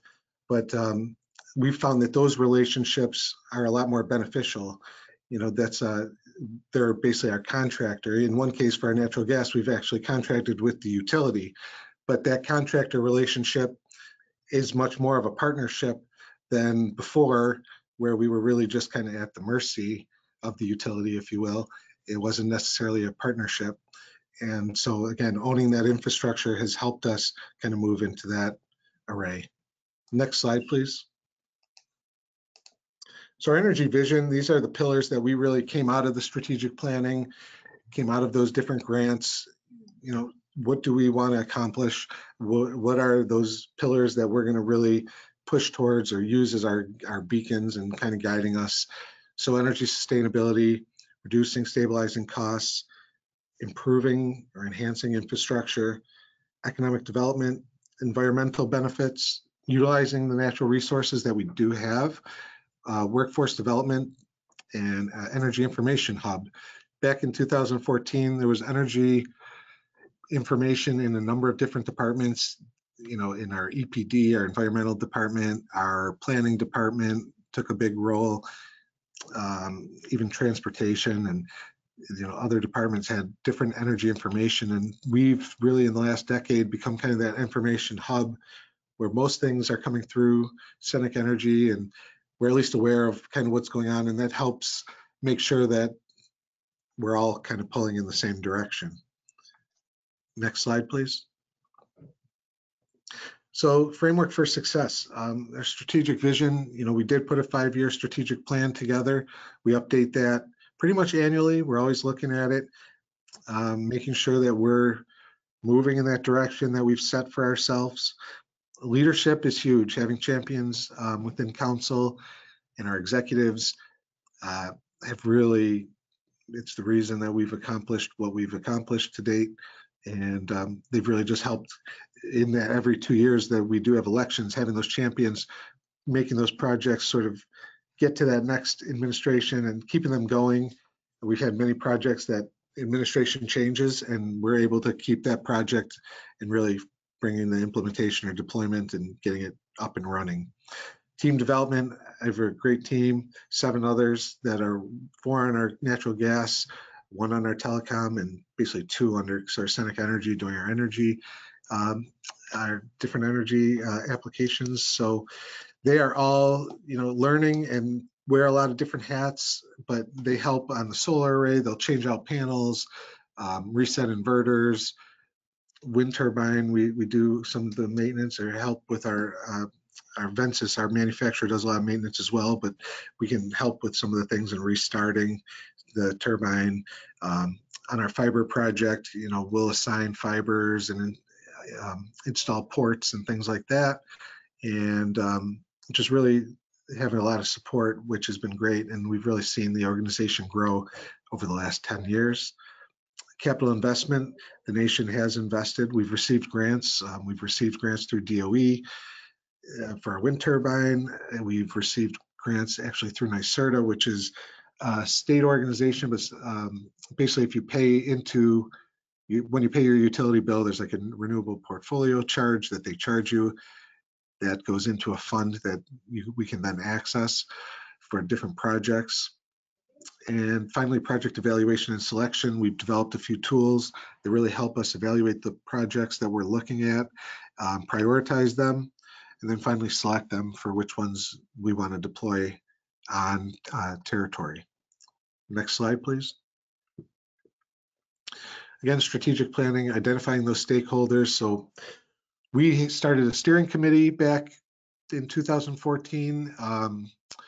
It has disbanded in the not like since then, but we met for a couple of years while we really did the strategic planning, and they helped set those goals. We had everybody from GIS to environmental planning, right down the line, TIPO, TARO involved, and really tried to identify what was important to all of the different departments at the nation.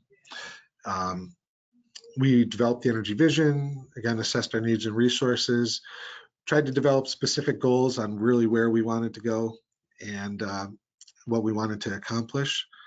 Again, evaluating and prioritizing projects. We developed a decision matrix that helped. We kind of gave things weights and give them different scores based on like a 1 to 5, and you can weight it, how important it might be to you. And we actually, it'll spit out like a number result, but you can essentially rank projects against each other and come up. And again, it kind of clearly shows you which would be the top priorities for us. Identified financing options. We are constantly doing that through looking at different grants or loans.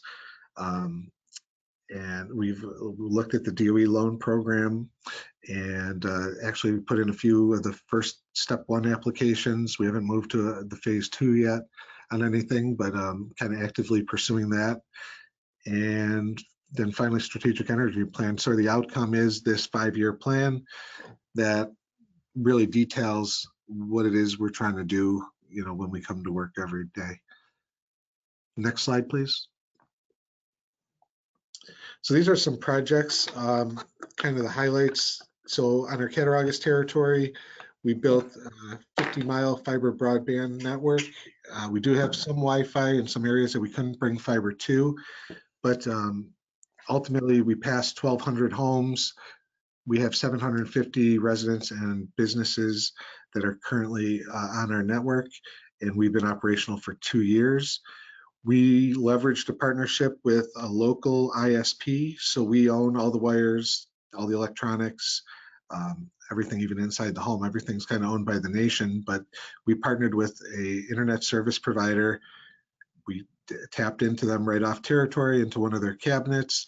They actually do the billing for us and for fiber. They do service calls and things like that. So they're a great resource for us. They're a medium-sized company. They're not a Spectrum or a Verizon.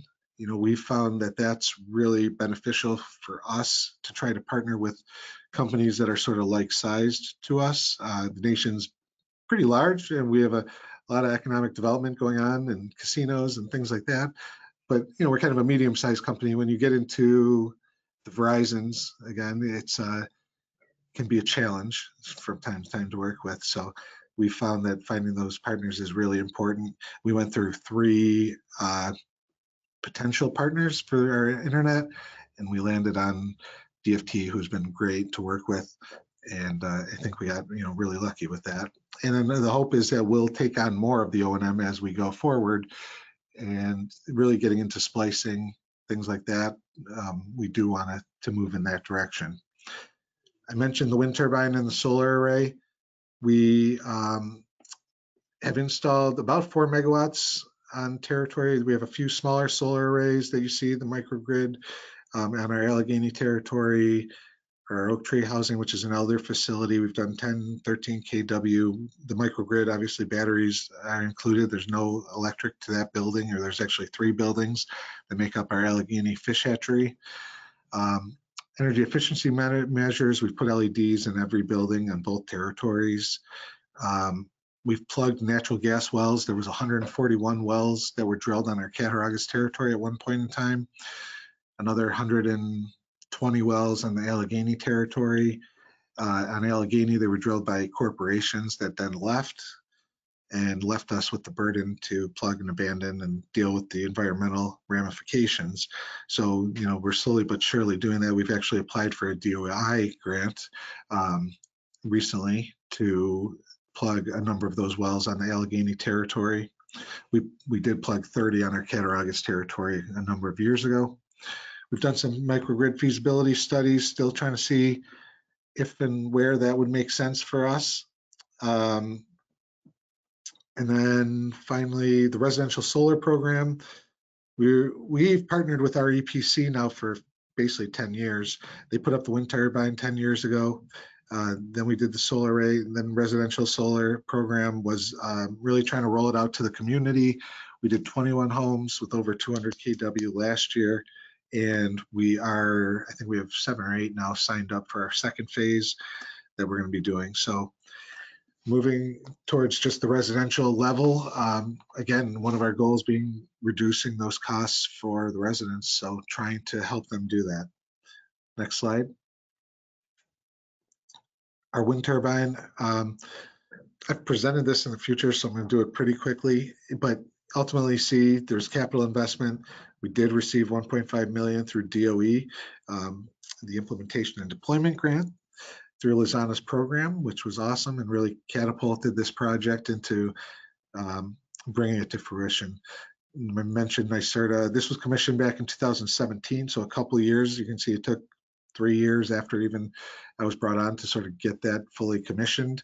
But we did it, and now it's virtually net metered. We've produced over 21 million kilowatt hours. That's a little old, probably 22 million kilowatt hours. We provide a benefit to the community. So we give a $25 a month credit to over 450 community members that have signed up for that program on both territories that are under our national grid. So not everybody on the Allegheny territory is under national grid utility service area. We do have a Salamanca BPU, which is like a public utility on our Allegheny territory. They do receive a hydro allocation. So there's a discrepancy in the power prices paid between the two territories. And what we've tried to do is, with that $25 monthly credit, bringing the people who pay national grid, trying to create rate parity where they're paying a similar rate to what people are paying under the public utility. You see our project payback was estimated about 8 years, so getting pretty close. And we are on schedule to have our projects paid off in time. And then you can see the environmental benefits, equivalent of powering almost 3,000 homes at the New York State average of use. Next slide, please. Some pictures of the wind turbine. We're in Buffalo, so we decided to put that up in the winter. You can see we started, it wasn't snowing, but in the windstorm is when we, or the snowstorm, kind of put the tower together. And when you put the tower up, you have to get the nacelle, basically the head of the turbine, on it. So got that up, I believe it was February when we were putting that up, but we had to wait for the lower part of the tower. It came in 3 pieces, and the lowest part, basically we couldn't get it through Canada to us. And they almost had to cut it in half, and they were going to do that and basically like solder the thing back together when they got here, but we were able to get permits and kind of get it through and get it to the Seneca Nation. You can see our foundation is in the middle there. We dug down about 20 feet deep, and we have hundreds of yards of concrete pillars that are in there as well, stabilizing the foundation. Next slide, please.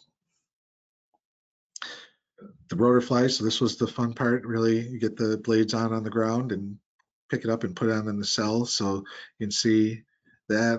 We had Seneca members, iron workers, put up this project. I think it was about 9 Seneca Nation members between operators and iron workers.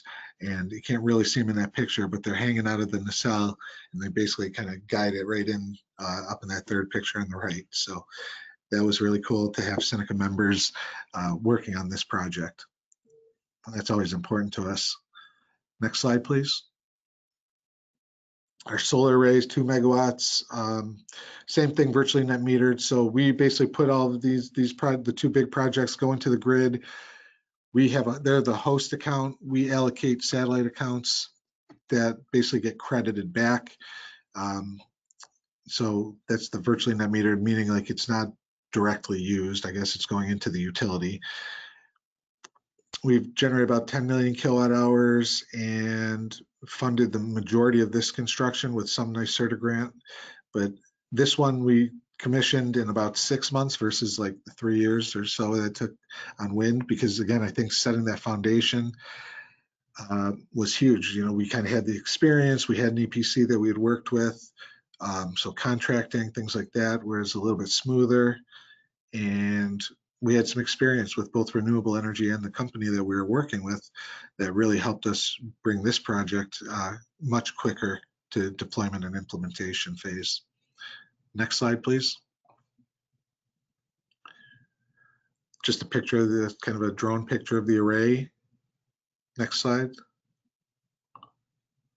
Our inverters, we have 49 inverters. They're string inverters, so used to be kind of central inverters. You'd have 1 or 2 inverters for an array this size, but if an inverter went down, you'd lose half for the entire array.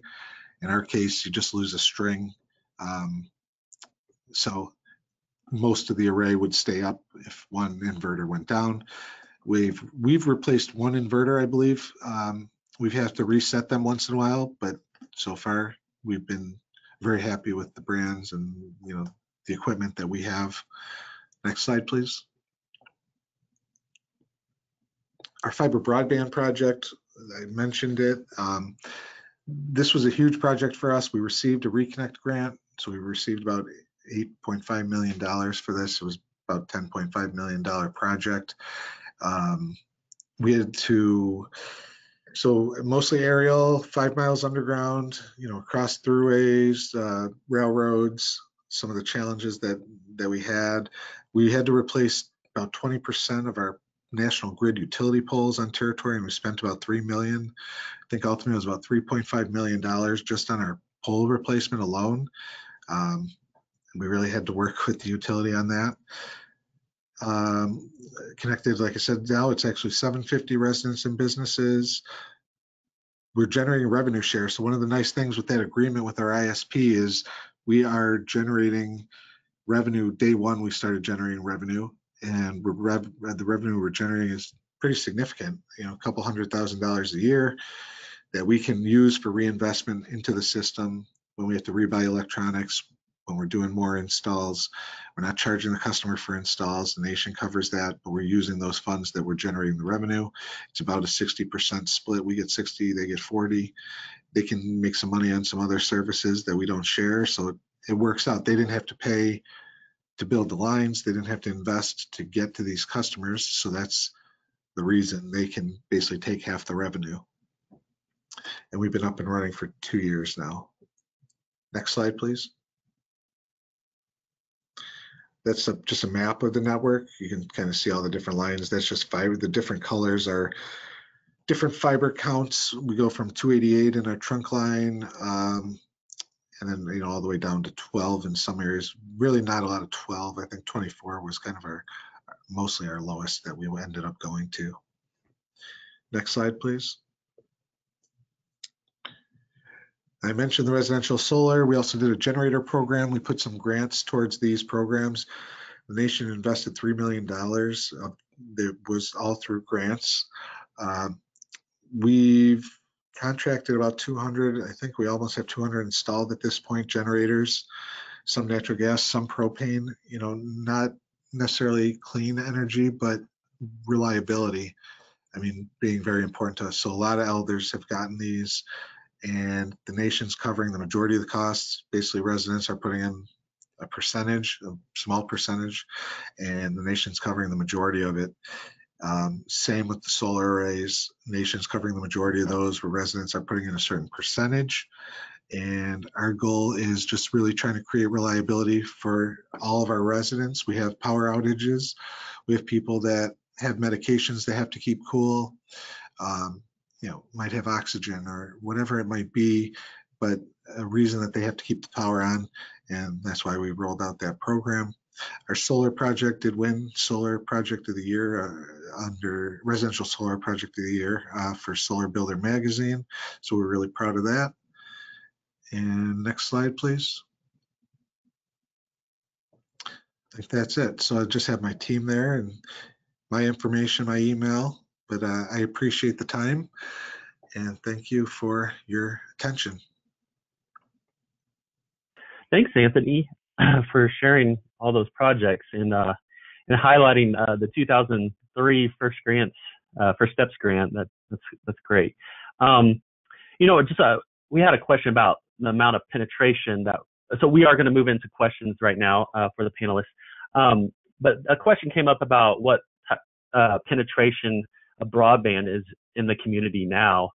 I think I saw 650 residents, and are there future plans to do more work like that, or Yeah. and maybe just briefly discuss some of the advantages of maybe leveraging the being able to do energy projects and broadband projects at the same time. Are there some advantages to doing stuff like that? Well, definitely. I mean, we need, it's about 750 now businesses and customers that are connected. We did pass 1,200 homes. So we built out to every edge of the territory except one spot where we have 8 homes and 1 business. We received an NTIA grant that we're actually putting up some Wi-Fi equipment for those customers, and then we'll have 100% covered. So it's about 50%, a little more, I guess, of penetration rate, if you will, people who've taken the service. You know, we do installs every week. So, I mean, I think it's out there, but just for one reason or another, some people haven't signed up. And again, I mean, we kind of have, it's a rolling applications coming in. And I think it is important. They go to hand in hand as far as I can, really tell, because we need SCADA systems. I mean, for example, so like we actually had a Wi-Fi system in Allegheny and we're converting to fiber. We were able to convert our wind turbine to fiber. So for our monitoring systems, when looking at microgrids, fiber is going to be really important in connectivity. So yeah, I think they do go hand in hand. I think they're both obviously like essential. Broadband now, I mean, we only had satellite prior, so people were paying really high prices for really low speeds, getting real, high latency, maybe 15 megabits per second, where now they can get up to 500 megabits per second. So kind of day on connection. Yeah. Thanks, Anthony. So we don't have a lot of time for questions, but I did want to just kind of do a quick round robin. Margie, I have a question for you. You emphasize kind of how tribal utilities really do need a sustainable model. And when you talk about the technical assistance and you started to emphasize the rates and billing, is that something when you meet with technical assistance, is that something that the pre-feasibility that you can start helping work with the tribe on how to figure out? It seems very complex to figure out the whole rates and billing and what that might look like. Yeah. So would it be covered under technical assistance? Yeah. I don't think that technical assistance would cover a whole rate study, because sometimes these can be quite complicated, but certainly it can give a lot of general information as to how you can set a rate and what the components should be. And then of course, there's just a lot of work that your accountants have to do to make sure that all your numbers are correct. Yeah. Okay. Thanks. Ingemar, it seems like the Energy Steering Committee was pretty crucial to really getting the buy-in and getting these projects online and moving. Can you comment on that and just briefly say how critical that's been and any other nuanced information you can provide about that? Yeah, I mean, the steering committee from the very beginning has been instrumental in bringing the whole region together and highlighting the different projects, starting, in 2008 with the wind projects over in Buckland and Deering, and then 2 times a year connecting with all the communities in these meetings. It has made the sustainable forward motion to accept the transition and understanding the transition, and everybody slowly getting on the same page of what needs to happen. The very good discussions. We have usually a day and a half scheduled for those meetings, one in the spring and one in the fall, and then just keep it up. Yeah. It seems like the more projects you get online, maybe the easier it is to really not sell, but just the idea of using IPPs to leverage bringing on clean energy. Oh yeah, for sure. I mean, it's trying to once people understand how it works, and then the other villages, they want to do the same thing. So yeah. And Brian, for us non-engineers out there, can can you clarify? You're talking about how it is difficult when you have diesel generators and you have solar, and when you start getting into the higher penetration of solar. Can you just kind of, in layman's terms, help me understand why you have to start shutting the diesel down, and what happens if you don't do that?